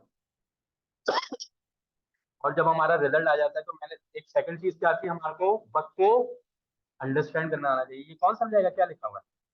Name error. कह रहा है कि एक नेम है जो आपने दिया हुआ अमाउंट, ये कोई डिफाइन ही नहीं है। और मुझे एक बात बताएं कि यहाँ पे आप वेरिएबल को मल्टीप्लाई कर रहे हैं ना, ये वेरिएबल कहाँ डिफाइन, कहीं पे भी डिफाइन नहीं है। आप कहेंगे यहाँ पे नहीं तो इसको तो ये रीड ही नहीं कर सकता। ये तो क्या है आपके कमेंट्स है, और कमेंट्स को पाइथन रीड नहीं करता। तो देखिए ये एरर दे रहा है, कह रहा है आपने जो डाटा में दिया। अच्छा देखिए फंक्शन चल गया, फंक्शन बन गया, लेकिन फंक्शन क्या है, इसमें बग्स है। और बग क्या आ रहा है, बग ये आ रहा है कि भाई, अच्छा ट्रेस बैक, ट्रेस बैक क्या कर रहा है, ट्रेस बैक आपको बता रहा है कि भाई आप खुद ट्रेस करें, या आपका जो वैल्यू, अच्छा ट्रेस बैक का मतलब ये होता है कि फंक्शन के अंदर भी फंक्शन होते हैं, हम आगे जाके देखेंगे भी उसको। कह रहा है अमाउंट इज नॉट डिफाइंड। तो हमें क्या करना है, अपनी अमाउंट को डिफाइन करना है। इधर हम हार्ड कोड करते हैं जैसे हमने पहले किया था, लेकिन हम लोग नहीं चाहेंगे कि हम लोग हार्ड कोड करें, क्योंकि हमारा काम डायनेमिक है। मेरे पास जो क्लाइंट आता है वो कभी $50 लेकर आ जाता है, कोई $1000 लेकर आ जाता है, कोई $900। तो क्या मैं इसको फिक्स कर सकता हूँ? कभी भी नहीं कर सकता। तो अगर कोई चीज आपने डायनेमिक रखी है तो आप उसको किधर देंगे, फंक्शन के हेडर में देंगे। कहाँ पे देंगे आप उसको, हेडर में, कि भाई ये चीज चेंज होने वाली है हमेशा। और अब जब आप फंक्शन को कॉल करेंगे तो वो आपसे क्या कहेगा, कुछ दो मुझे, क्या कहेगा वो, कुछ दो मुझे। अब देखिए मिसाल के तौर पे मैं इसको फंक्शन को ऐसे ही चला देता हूँ, क्या कहेगा, अब एरर देखे क्या आएगा। पहले एरर क्या आया था और अब एरर क्या आएगा। जब भी मैं कहता हूँ एरर पढ़ना सीखें आप, अब देखिए क्या आएगा आपके पास, क्या आना चाहिए, वो कुछ कहेगा कि यार इसको कुछ एक पैरामीटर आपने दिया था फंक्शन डिफाइन करते वक्त, अभी तो आपने कोई आर्ग्यूमेंट ही नहीं दिया। तो देखिए क्या आता है, कह रहा है ये जो आपका फंक्शन है, यही फंक्शन है ना आपका, कह रहा है missing one required positional argument, और इसका नाम है अमाउंट। इसको कैसे पता चला अमाउंट है, क्योंकि इसको फंक्शन की डेफिनेशन पता थी। और कह रहा है कि एक आर्ग्यूमेंट मौजूद है वहां पे अमाउंट, जो कि आज आपने इनपुट देते वक्त नहीं दिया। तो मुझे क्या करना चाहिए, अमाउंट की जगह पे कोई वैल्यू दे दी जा रही है, मैं कहता हूँ $500। क्या कहता हूँ मैं, $500। तो वन, सॉरी $100, इतने $100 की कन्वर्जन 83 पॉइंट कुछ आ रही है। तो 500 की क्या आएगी, 5 से मल्टीप्लाई करते हैं उस चीज को। तो देखिए, तो हमारे पास क्या आ रही है, 4111.5। ये लाइव रेट्स आ रहे हैं आपके पास, क्या आ रहे हैं आपके पास, लाइव कन्वर्जन रेट्स आ रहे हैं, क्योंकि डेटा हमारे पास हिस्टोरिकल नहीं है, बल्कि क्या है,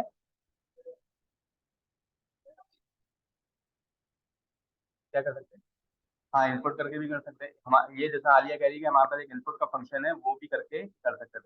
यूजुअली यही होता है जब आप अपने सॉफ्टवेयर बनाते हैं, जब आप अपनी वेब बनाते हैं तो आप इनपुट लेते हैं, ठीक है। अदरवाइज कैलकुलेटर को आप इनपुट दे देते हैं, तो कैलकुलेटर भी, लेकिन कैलकुलेटर में भी आपने पूरी कैलकुलेशन करनी होती है। पहले आप देखते हैं रेट्स क्या चल रहे हैं, गए कभी आप लोग एक्सचेंज, तो वो पहले रेट देखता है, अच्छा वो फिर कहता है अच्छा ये रेट चल रहा है, फिर मल्टीप्लाई करता है, पीछे इस तरह बोर्ड लगा होता है उनका। तो इधर भी यही चीज है। बिल्कुल, जब हम सॉफ्टवेयर डेवलपमेंट की तरफ जाते हैं तो ऐसे ही करते हैं कि सॉफ्टवेयर डेवलपर्स ही ये काम कर रहे होते हैं। डाटा साइंटिस्ट क्या करते हैं, सिस्टम बना के देते हैं, तो क्या देते हैं, सिस्टम बना के, फिर उनका फ्रंट एंड बोलोगी डिजाइन कर रहे होते हैं।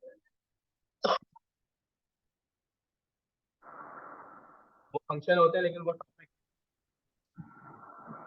Function is a stand alone, उनका किसी भी डाटा टाइप से कोई ताल्लुक नहीं होता। क्लासेस जो होती है वो ऐसी होती है, जैसे आपने सीएसवी डॉट रीडर पढ़ा था, क्या पढ़ा था आप लोगों ने, सीएसवी डॉट रीडर। तो वो रीडर जो होता है वो सीएसवी का फंक्शन था, तो वो सिर्फ सीएसवी के साथ इस्तेमाल होता है। लेकिन जो हम फंक्शन अभी बना रहे हैं ये स्टैंड अलोन है। स्टैंड अलोन का क्या मतलब होता है, ये डाटा टाइप को नहीं देखते, ये क्या नहीं देखते कि बैक एंड पे क्या डाटा टाइप है। तो वो कॉन्सेप्ट है ऊप का, ठीक है, वो बाद में देखेंगे अगर जरूरत पड़े। सर एक चीज पूछना चाह रहा था। पूछो अब्दुल्ला, अब्दुल्ला पूछे। सर वो अगर हम अपने इनपुट को भी इसके अंदर मतलब डायनामिक कर दें, जैसे हमने ब्रिटिश पाउंड लिया था ना, हम चाह रहे हैं हमारे पास हम्म, मतलब कोई और भी अगर करेंसी है तो नेक्स्ट, वो भी। यही, नेक्स्ट पॉइंट यही, ठीक है, नेक्स्ट पॉइंट यही है जो आप बात कर रहे हैं। अब्दुल्ला का सवाल है कि हम जिसका ग्रेड ब्रिटिश पाउंड लिया है, तो वो तो कोई कैनेडियन भी मांग सकता है करेंसी में कन्वर्जन, किसी और करेंसी भी मांग सकता है, तो हम क्या करें। तो मैंने कहा कि आप अगले स्टेप हम वही डायनेमिक करने जा रहे हैं, ठीक है अब्दुल्ला, चलें। Okay sir. अब चलें, अब हम आगे चलते हैं। और अच्छा, अब सवाल ये है कि अभी तो आपने कन्वर्जन करेंसी को क्या किया हुआ है, ब्रिट ब्रिटिश पाउंड्स में कन्वर्ट किया हुआ है, जीबीपी में। लेकिन कल को तो कोई भी करेंसी आ सकती है आपके पास, तो क्या करेंगे। वो कहता है नहीं भाई मुझे तो कैनेडियन डॉलर्स में चाहिए, मुझे तो कोई भी डॉलर्स में चाहिए, तो फिर आप कैसे करेंगे? तो आपको करने का तरीका ये है कि आप यहाँ पे एक और पैरामीटर ले लेंगे। एक अभी आपने पैरामीटर क्या लिया हुआ है, अमाउंट, और दूसरा पैरामीटर आप क्या लेंगे, कन्वर्जन, क्या कहते हैं, कोड ले लेंगे, करेंसी कोड ले लेंगे कि क्या कोड है, जीबीपी है, पीकेआर है, क्या कोड है, वो ले लेंगे। अच्छा, एक बात जो टेक्निकली तमाम लोग गलत ही बताते हैं, वैसे तो इंटरचेंजेबली बोलते हैं, टेक्निकली ऐसा नहीं होता है। जब भी आप फंक्शन बनाते वक्त कोई ब्रैकेट में कोई आइटम पास करेंगे, उसको हम टेक्निकली कहते हैं पैरामीटर। क्या कहते हैं हम उसको? पैरामीटर। क्या कहते हैं हम टेक्निकली? पैरामीटर। लेकिन जब उस पैरामीटर के अगेंस्ट वैल्यू पास करेंगे तो उसको कहते हैं आर्गुमेंट। क्या कहते हैं उसको? लेकिन लोग, अक्सर लोग क्या कहते हैं, पैरामीटर कह रहे होंगे, आर्गुमेंट कह रहे होंगे। टेक्निकली करेक्ट नहीं है।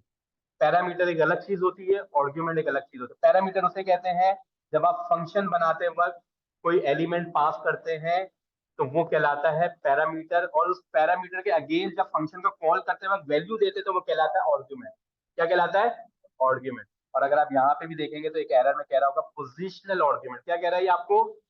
पोजिशनल आर्गुमेंट का क्या मतलब है, ये हम आगे जाके बोलेंगे, लेकिन क्या कह रहा है, एक आर्गुमेंट मिस है। क्या कह रहा है आपका? ये पोजिशनल आर्गुमेंट क्या होता है, और एक और आर्गुमेंट कीवर्ड आर्गुमेंट या नेम्ड आर्गुमेंट, ये हम आगे जाके देखेंगे। लेकिन आप यहाँ पे भी देख लें कि ये कह रहा है कि एक आर्गुमेंट मिस है, किसके अगेंस्ट? पैरामीटर के अगेंस्ट। और पैरामीटर का क्या नाम है? अमाउंट। तो पैरामीटर क्या होता है और आर्गुमेंट्स क्या होते हैं, ये आपको पता होने चाहिए। पैरामीटर वो होता है जब आप फंक्शन की हेडर डिफाइन कर रहे होते हैं और कोई इनपुट डिफाइन कर रहे होते हैं कि इसमें क्या इनपुट लेगा, दिस इज कॉल्ड पैरामीटर। और उस पैरामीटर के अगेंस्ट जब फंक्शन को कॉल करके वैल्यू पास करेंगे तो वो क्या कहलाएगा? आर्गुमेंट। मुझे बताएं कि लेंथ के फंक्शन में जब आपने एल दिया था तो ये एल पैरामीटर है या आर्गुमेंट है? ये पैरामीटर है, फंक्शन डिफाइन कर रहे हैं हम लोग। आर्गुमेंट है ये। फंक्शन जब कॉल करते हैं तो जब कोई भी चीज पास करते हैं तो वो आर्गुमेंट होता है उसका। जब फंक्शन बना होगा तो क्या उन्होंने पास किया होगा? पैरामीटर। तो जब आप फंक्शन को कॉल कर रहे हैं और कोई चीज पास कर रहे हैं तो दिस इज कॉल्ड, आप आर्गुमेंट पास कर रहे हैं। क्या पास कर रहे हैं? और आर्गुमेंट किसके अगेंस्ट पास होता है? किसी पैरामीटर के अगेंस्ट पास। ठीक है, आगे बढ़ते हैं। Now I want to more generalize my function. और मेरा फंक्शन क्या है? मेरा फंक्शन ये है कि मैं ये चाहता हूँ कि करेंसी जो है ना, वो मेरा काम तो, मैं तो एक वो एक्सचेंज कंपनी हूँ। मैं कौन हूँ? मैं तो एक एक्सचेंज कंपनी हूँ। मेरे पास तो सभी लोग आते हैं अलग अलग करेंसी लेकर। तो मुझे क्या करना चाहिए? मुझे उसको कन्वर्ट करने चाहिए कि भाई कोई भी आए तो वो मैं उसको दे दूं। अच्छा, अभी अजम्पशन ये है कि मेरे पास सब डॉलर ही लेकर आते हैं। अभी अजम्पशन क्या है, मेरे पास सब डॉलर लेकर आते हैं और कहते हैं इस करेंसी में कर दें, इस करेंसी में कर दें, अच्छा, ये भी डायनेमिक नहीं है।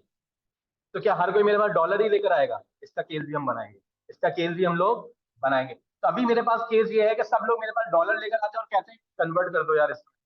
तो इसका मतलब है मैं तो यूएसए में बैठा हूँ, तो सब डॉलर लेकर आएंगे क्योंकि उनको फ्लाई करना है कहीं और, यूके जाना है, क्या कहते हैं आपके क्या कहते हैं, मिडल ईस्ट आना है या कहीं और आना है, तो फिर जब भी कन्वर्जन करवाएंगे डॉलर देंगे, मैं कुछ और दूंगा। तो अजम्पशन ये है कि we are in United States, तो सभी मेरे पास डॉलर लेकर आ रहे हैं। लेकिन अजम्पशन इसके अलावा भी हो सकती है, और वो ये हो सकती है कि कोई मेरे पास लेकर आए पॉन्ड्स, और वो, और भले मैं यूएस में हूँ या कहीं पे भी, और वो कह दे कि भाई आप कैनेडियन डॉलर में कन्वर्ट करो। तो ये अजम्पशन भी हम लोग देखेंगे। पहले तो ये अजम्पशन देखते हैं कि भाई ठीक है, हमारे पास सब डॉलर लेकर आ रहे हैं, लेकिन करेंसीज में वो कन्वर्जन अलग अलग करेंसीज में मांग रहे हैं, तो कैसे करेंगे? अब कितनी चीजें डायनेमिक होने वाली है हमारी, तो पैरामीटर्स कितने डिफाइन करेंगे? अब आपको समझ आ रहा है पैरामीटर्स कब डिफाइन करते हैं? जब चीजें, कोई एलिमेंट्स हमने डायनेमिक करने हो तो उसके हिसाब से पैरामीटर देगा। तो अगर आप देखेंगे तो मेरा पहला फंक्शन जो था उसके अंदर कोई पैरामीटर मैंने पास नहीं किया था, क्योंकि मुझे अंदाजा ही नहीं था कि मुझे क्या क्या चीजें डायनेमिक करनी है। मैंने कहा अच्छा यार, अमाउंट को मैं डायनेमिक करता हूँ, तो मैंने उसको कहाँ पे डालना शुरू करा? पैरामीटर में। अब मैं कह रहा हूँ कि let's do the dynamic currency conversion, तो मैं अब करेंसी को डायनेमिक करना चाहता हूँ, तो मैं किधर डालूं उसको? पैरामीटर। तो यहाँ से एक और हमें बात पता चली कि अगर हमें जितनी चीजें डायनेमिक करनी है तो उसको हमें कहाँ पे रखना पड़ेगा? एज अ पैरामीटर रखना पड़ेगा, एज अ पैरामीटर रखना पड़ेगा। अब सवाल है कि मेरा फंक्शन ये था जो कि लास्ट फंक्शन था, ये मेरा लास्ट फंक्शन है। अच्छा, आपके फंक्शन जो रिफाइन होंगे वो आपकी प्रैक्टिस से रिफाइन होंगे। एक मरतबा आप कंपनी को एक वर्जन बना के देंगे, एक मरतबा आप कंपनी को एक वर्जन बना के देंगे, कंपनी कहेगी very good, very good.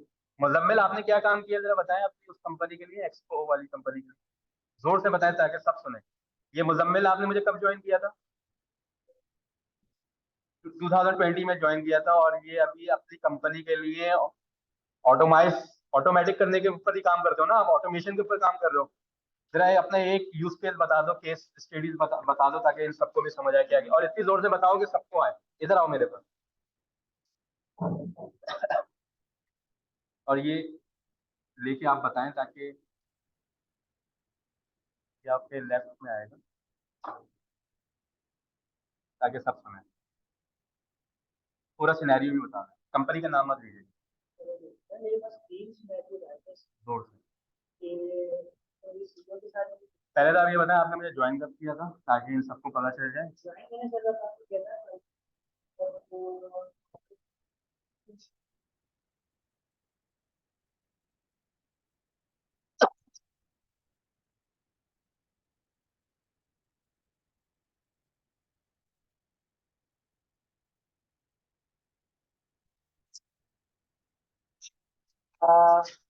Join 2022 में ही मेरी फर्स्ट आवाज आई है। मैंने सर आकाश को जब ज्वाइन किया था तो इट वाज 2020, जस्ट जब कोविड स्टार्ट हुआ। तो उस टाइम इतना फिजिकल इंटरेक्शन मेरा नहीं हुआ था सर के साथ, और ऑनलाइन ही क्लास होती थी। कोविड के दिनों में ही क्लास होती थी, अब वो शफल होती रहती थी। कभी मगरिब के बाद होती थी, कभी सुबह देती थी, तो ऐसा। तो उसी कोविड के दौरान मैंने सारी चीज़ें सीखी, स्टार्ट फ्रॉम जीरो, क्योंकि मुझे बिल्कुल नॉलेज नहीं थी। मेरी ग्रेजुएशन इलेक्ट्रॉनिक्स में, बेसिकली इस time electronics engineer. Data science के बारे में मुझे कुछ नहीं पता था, कोडिंग के बारे में मुझे कुछ नहीं पता था उस टाइम, यानी कि आज से 2 साल 3 साल के। तो 2022 के मार्च में मेरी पहली जॉब लगी डेटा साइंस के अंदर ही, और मैं एज अ पाइथन डेवलपर और डेटा इंजीनियर तक साथ ही चलती थी। तो उस टाइम मेरे पास 3 सिनेरियो रहे थे मेरी मैनेजमेंट की तरफ से। पहला ये था कि मुझे एक ऑटोमेट करके एक वेबसाइट से डेटा निकाल के लाना था। दूसरा ये था कि मुझे मार्केटिंग का एक ऐसा प्लेटफॉर्म चूज करना था जो मेरी मार्केटिंग टीम की हेल्प करे। और व्हाट्सएप से अच्छी मार्केटिंग आज के दौर में सोशल मीडिया पे वो कहीं भी नहीं हो सकती, क्योंकि जितने यूजर आप फेसबुक और व्हाट्सएप के ऊपर हैं और इंस्टा पे, किसी दूसरे प्लेटफॉर्म पे नहीं है। और तीसरा मेरा टारगेट ये था कि मुझे एक डिजिटल इनवाइट बनाना था, क्योंकि मेरी मैनेजमेंट अपर मैनेजमेंट की तरफ से, यानी कि डायरेक्टली सीईओ की तरफ से मुझे असाइन हुए। तीनों चीज़ों को जब मैंने सबसे पहला था कि मेरा स्क्रैपिंग का था, तो मैंने ऑटोमेट करके वेब स्क्रैपिंग को जब उनके सामने रखा, और इट वाज 1500 मेंबर्स थे जिनको मैंने एक दिन में उनको स्क्रैप करके किया था। तो उनका सवाल ये था कि आपने इतनी जल्दी ये कैसे किया। तो मैंने उनको कहा था कि आप आम खाएं गुठलियाँ ना, जस्ट फॉर कॉमेडी पर्पस। तो जो दूसरा मेरा था मार्केटिंग का, तो मैंने जब सर्च किया कि व्हाट्सएप एक एपीआई अलाउ करेगा तो कितने की करेगा, तो जब मुझे पता चला कि सारे चीज़ों को भेजने के बाद एक ह्यूज डॉलर कंपनी का खर्च होगा सिर्फ इस स्पेसिफिक काम के लिए, तो मैंने जब उसको ऑटोमेट करा, तो टिल यस्टरडे मैं उस ऐप के थ्रू, उस ऑटोमेट स्क्रिप्ट के थ्रू पाइथन की, कोई 1 लाख से ज़्यादा लोगों को व्हाट्सएप के थ्रू मैसेज कर चुका हूँ। और ये सिर्फ मैसेज नहीं था, including media, image format, including media video format, क्योंकि मेरी सेल्स टीम की जो सेल परफॉर्मेंस है वो यहाँ से यहाँ लेकर आ रही। उनको बहुत सारी एंगेजमेंट मिल रही थी अपने क्लाइंट से। ये सारी चीज़ें थी। अच्छा, तीसरी चीज़ मेरा ये था कि मैंने जो ऐप बनाई थी उसके ऊपर भी मुझे एक बहुत अच्छा आउटपुट मिला था, कि लोग ज़्यादा देन क्यों में लग के अपने आप को रजिस्टर्ड कराएं, वो घर से बैठ के अपने आप को रजिस्टर्ड करा देते। उसके ऊपर उनको एक मैसेज इशू होता था पास के थ्रू, एक इवेंट के अंदर, क्योंकि बेसिकली मैं इवेंट ऑर्गेनाइजर। तो वो अपने किसी भी इवेंट वो होता था कि जिसमें स्पेशलिस्ट स्पेशलिस्ट में डायरेक्टर, चेयरमैन, सीईओ, इस तरह के लोग आ रहे थे। तो जो मेरी 3 प्रोजेक्ट हैं इन ऑटोमेट करने के ऊपर, और इसमें कोई एडिशनल एपीआई मैंने यूज, पाइथन को ही लेके, पाइथन के फ्रेमवर्क, पाइथन की लाइब्रेरी को ही लेके, समझे, एक ह्यूज अमाउंट ऑफ डॉलर्स ने कंपनी का बचाया। और इन 3 सिनेरियो के अंदर मेरी कंपनी को मैं समझता हूँ कि बहुत सारे हज़ारों डॉलर्स का मैं समझता हूँ कि फायदा हुआ।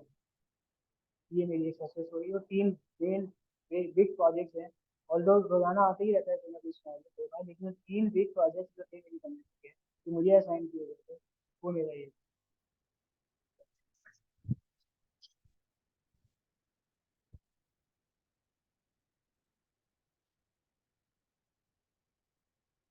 सही। ये थे मुजम्मिल जो कि 2020 में he did not know anything about the data science।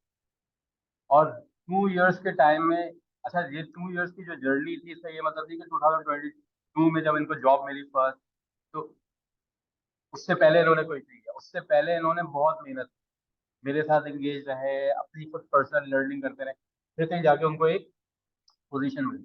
तो ये वो है जो मैनेजमेंट के लिए एसेट के तौर पे काम कर रहे थे, यानी कि जो जीरो से हीरो बने। कुछ नहीं था, कुछ नहीं आता था बल्कि, और कुछ नहीं आता था और कुछ नहीं भी था। नहीं का मतलब है कुछ ना आता था ना इनके पास कुछ था। तो वहां से ये बढ़े और फिर उन्होंने अपनी से रखे, किसी भी कंपनी की जो ड्राइविंग फोर्स होती है उसकी सेल्स होती है, और इन्होंने सेल्स के प्रोसेस को ही ऑटोमेट कर दिया। तो पता नहीं कितने लोग तो इनके अगेंस्ट भी हुए होंगे, क्योंकि आपको पता है कि ये सारी चीजें हैं कि जब एंग्जाइटी क्रिएट होती है कि एक काम ऑटोमेट कर दो आप, या एक चीज में एफिशिएंसी लेकर आ रहे हो, तो कितने लोग तो ये कहेंगे हमारी जॉब ही ना खा जाए। और ही इज यंग, तो और जो कितने सीनियर्स होंगे जो ये काम नहीं करते होंगे, यानी कि वो काम जो ये सो भी रहे तो जब भी काम हो रहा है, ऐसा ही है। यानी कि ये सो रहे हैं, यानी कि कंपनी बंद है, कंपनी के एम्प्लॉय सो रहे हैं और इनका बिजनेस चल रहा है।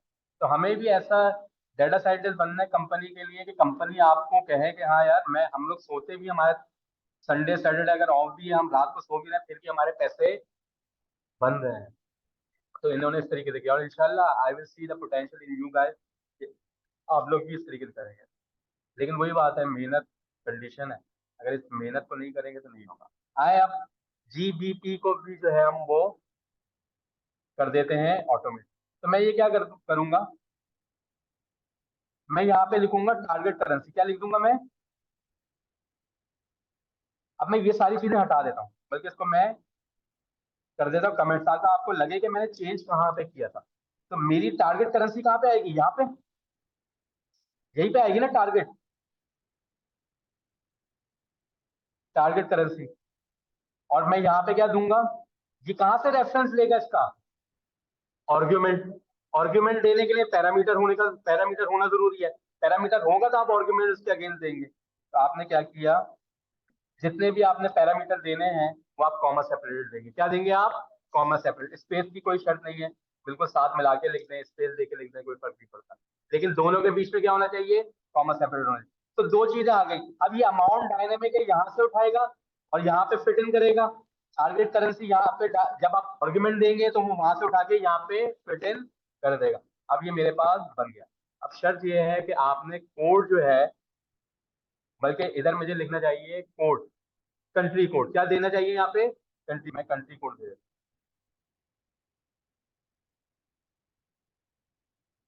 और यही कंट्री कोड में यहाँ पे COU लिख देते हैं, या टारगेट करेंसी लिख देते हैं। टारगेट करेंसी आई थिंक बेहतर है। ठीक है, ये कर दे रहे हैं। अब देखें, मेरे पास एक साहब आते हैं, सॉरी, मेरे पास एक साहब आते हैं और वो कहते हैं कि मुझे अपने $255 एक्सचेंज करवाने विद कैनेडियन डॉलर। कन्वर्जन किस में चाहिए आपको? कैनेडियन में। तो यहाँ पे आप लिखेंगे CAD। क्या होता है? कैनेडियन डॉलर, यही होता है मेरे पास। और ये आपको क्या ला के देगा? उसका रेट ला के देगा। और वो कितना बन जाएगा आपका? अगर आप $255 देंगे US डॉलर, तो आपको कैनेडियन डॉलर कितने मिलेंगे? ऑलमोस्ट 350 कैनेडियन डॉलर मिलेंगे। तो आपने क्या किया, आहिस्ता आहिस्ता पॉइंट्स को डायनेमिक किया। PKR क्या रेट चल रहा है आजकल? अगर मैं $100 देता हूँ तो मुझे अगर मैं $1 दूंगा तो मुझे पीकेआर में कितना मिलेगा? क्या चल रहा है, 279 क्या है जी? चलिए देख लेते हैं $1 कितने पीकेआर के बराबर है। 278.72, this is the live rate. ये कौन सा रेट है हमारे पास?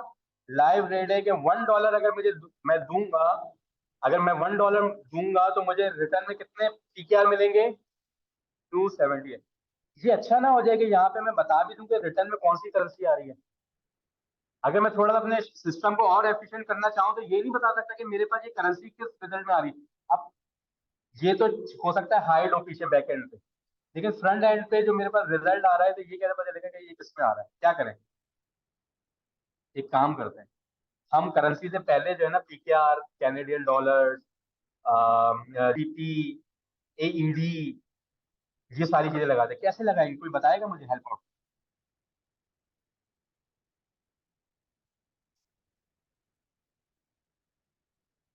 कहाँ पे हम लगाएंगे? रिटर्न में क्या करेंगे? रिटर्न में हम क्या करेंगे, ये जो टारगेट करेंसी हमारे पास आ रही है, ये किस में आएगी? स्ट्रिंग में आएगी। ये तो हमने स्ट्रिंग में दे दी, लेकिन ये हमारे पास रेट किस में आएगा? ये फ्लोट में आएगा। स्ट्रिंग और फ्लोट एक साथ आ नहीं सकते ना। तो हमें क्या करना चाहिए, कौन सी चीज किस में कन्वर्ट हो सकती है?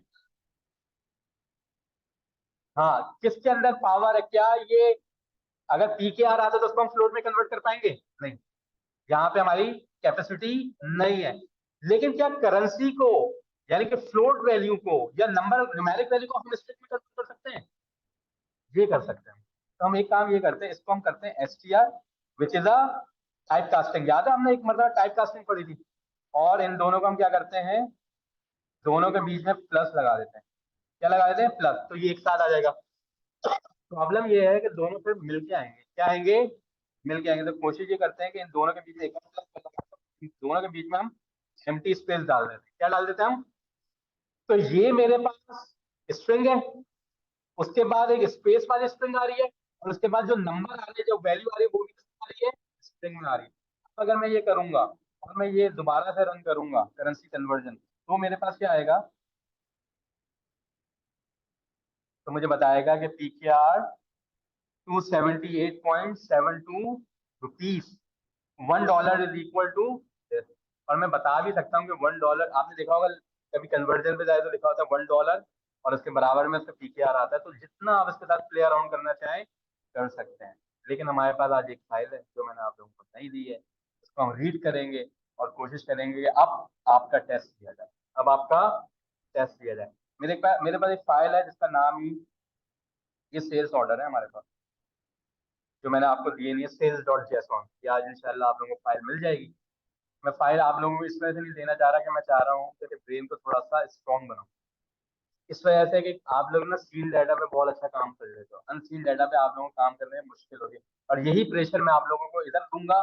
तो यही प्रेशर के मुझे पता है कि आपको इंटरनेशनल मार्केट में मिलने वाला है इसी टाइप का प्रेशर, तो आप उससे कैसे गुजरेंगे? तो इससे बेहतर है कि शॉक्स आप यहाँ पे ही ले लें। और अभी मैंने देखा एक स्कूल, स्कूल का नाम भी मुझे याद है, उसमें एक एक्टिविटी करवाई गई, how to save from the earthquake.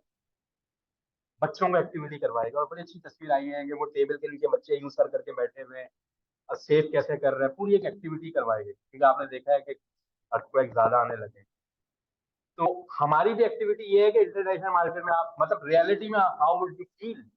तो अगर मैं अभी से ही आपको उस अर्थक्वेक के लिए रेडी कर दूं, तो आपको एटलीस्ट ये तो पता होगा ना, उस दौरान आप पैनिक नहीं होगे और आप काम कर जाओगे। तो मेरे पास एक डाटा है, और ये डाटा कौन सा है? जैसॉन का डाटा। और जैसॉन के डाटा में तो हम चैंपियन हो गए। अच्छा, मेरी कोशिश ये होती है कि मैं आप लोगों को एक टॉपिक पढ़ाऊं तो उसका इतना इस्तेमाल करवाऊं, उसका इतना इस्तेमाल करवाऊं कि आप कहोगे सर ये तो बहुत मेरे लिए आसान हो। तो आपने जब फर्स्ट टाइम जैसॉन करा होगा, वो हो सकता है मुश्किल हुआ हो, लेकिन आप जब जिस तरह जैसे जैसे करते जाएंगे चीजें आसान होती जाएंगे। तो सबसे पहले हम क्या करते हैं, इम्पोर्ट जैसॉन। इम्पोर्ट जैसॉन याद होगा आप लोगों ने, पहले भी हमने किया था इम्पोर्ट जैसॉन। अब मुझे अगर डाटा चाहिए तो मैं क्या करूंगा, विद ओपन, ओपन में फाइल का नाम, फाइल का नाम कोशिश करें कि आप लोग कॉपी पेस्ट कर लें।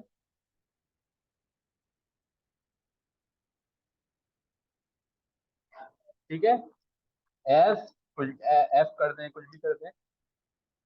और देखिए यहाँ पे भी कॉलन आएगा, और कॉलन आएगा तो फिर नीचे क्या स्टैंडर्ड है, इंडेंट होगा। तो इसका मतलब है कॉलन जब भी आएगा किसी हेडर में तो उसके नीचे क्या होना है, इंडेंट होना है।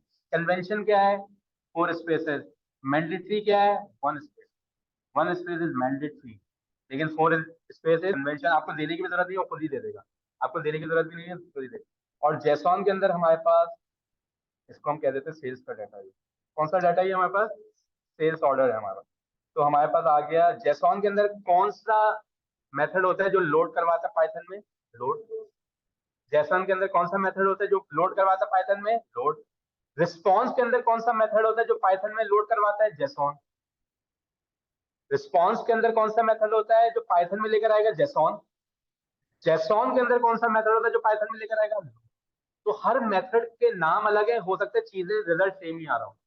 मिसाल के तौर पे मेरे उर्दू बोलने के अंदाज में थोड़ा चेंज हो सकता है, और आपके उर्दू के बोलने के अंदाज में थोड़ा चेंज हो सकता है, और आपके बोलने के अंदाज में थोड़ा चेंज हो सकता है। मैं अगर उर्दू बोल रहा हूँ तो मेरे अंदाज बोलने का, मेरे वर्डिंग हो सकता है कहीं पे मैच कर जाए आप लोगों से, कहीं पे स्लाइडली डिफर कर जाए, क्योंकि उर्दू तो हम सबको आती है। लेकिन फिर भी आप देखते हैं चीजें बोलने में चेंजेस आती रहती हैं। इवन कि आप कराची से निकल के हैदराबाद मूव करें तो आपको डिफरेंस नजर आना शुरू होगा, और फिर और ऊपर की तरफ जाते रहे तो आपको बहुत डिफरेंस आना शुरू हो जाएगा। तो देयर इज अ डिफरेंस। तो इसी तरीके से पाइथन कम्युनिटी में भी डिफरेंस नजर आएगा, क्योंकि पाइथन में जो लोग काम कर रहे हैं वो पूरे वर्ल्ड वाइड काम कर रहे हैं। तो किसी ने कुछ नाम दे दिया, किसी ने कुछ नाम दे दिया, और हो सकता है काम वो सेम ही कर रहा हो। जैसन dot load, why not S loads, why not S, S के लिए लगा रहा। जब भी आप फाइल से रीड करेंगे, जब भी आप एक्सटर्नल फाइल से रीड करेंगे तो आप लोड लगाएंगे। जब भी आप इंटरनल इन्वायरमेंट से कोई चीज लेकर आएंगे, यानी कि अगर मुझे पाइथन क्या कहते हैं, मुझे स्ट्रिंग में मेरे पास पहले से डाटा मौजूद है, अगर वो मेरे इन्वायरमेंट में पहले से लोड लिखूंगा, क्या लिखूंगा, लोड। और अगर मैं एक्सटर्नल डाटा को लेकर आऊंगा तो मैं लिखूंगा लोड। ये मैंने लास्ट सेशन में भी बताया था। दोबारा देके, एक मरतबा नहीं, 10 मरतबा देके, 10 मरतबा नहीं, 20 मरतबा देके अपने लोगों से डिस्कस करें। बिठा लें अपने सामने लोगों को और उनसे डिस्कस करें। जितना आप डिस्कशन करेंगे, जितना आप उनको समझाने की कोशिश करेंगे, उतना होता है। मेरे दोस्त वो पीछे बैठे हैं, नाम क्या है आपका, समीर। समीर जो है माशाल्लाह से, एक ग्रुप ऑफ गर्ल्स है, यंग गर्ल्स है, कितनी छोटी क्लास की है, मैट्रिक फर्स्ट ईयर की गर्ल्स को ये ट्रेनिंग देते हैं डाटा साइंस अपने इलाके में। पहले से ही होंगी कोचिंग सेंटर वगैरह में, कहीं ना कहीं होंगी पहले से। तो मतलब वो उनको कुछ और पढ़ाते होंगे। क्या पढ़ाते थे आप उधर क्या है, मतलब आप कैसे एक्सेस किया आपने उस जगह पे, पहले कुछ पढ़ाते थे आप उधर, उधर आप क्या पढ़ाते थे, आपका क्या रोल था, है? साइंस पढ़ाते थे। तो देखिए ये साइंस पढ़ाते पढ़ाते अपने पोटेंशियल का कैसे इस्तेमाल करें। I appreciated him actually in the last week, कि मैंने कहा यार यूं आप अच्छा काम करो। इन्होंने क्या किया, उन्होंने कहा सर मुझे तो अपने कॉन्सेप्ट को एक्सटेंड करना है, तो मैं क्यों ना उन बच्चियों को पढ़ा दूं। तो उन्होंने कहा साइंस तो पढ़ा ही रहा हूँ, जो कि मेरा रोल भी है। मैंने कहा मैं ये भी डिलीवर करूँ।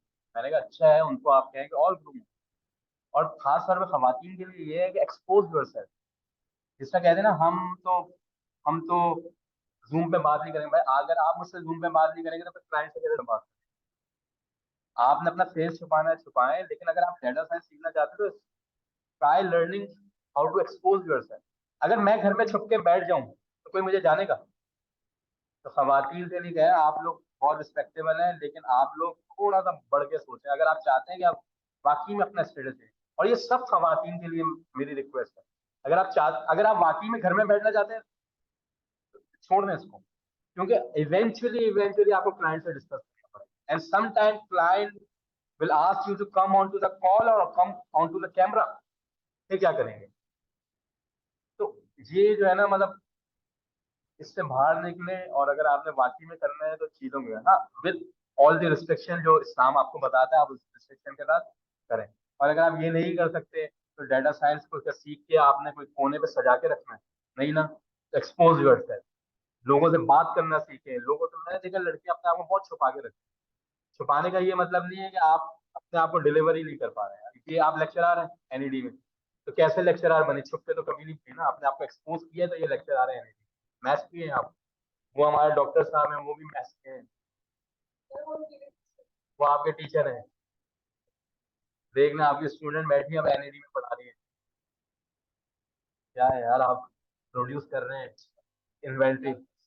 इम्तियाज आपकी स्टूडेंट है, वो डॉक्टर इम्तियाज भी बैठे हुए हैं पीछे। सही है भाई, आप हमें भी कुछ पढ़ा दें सर।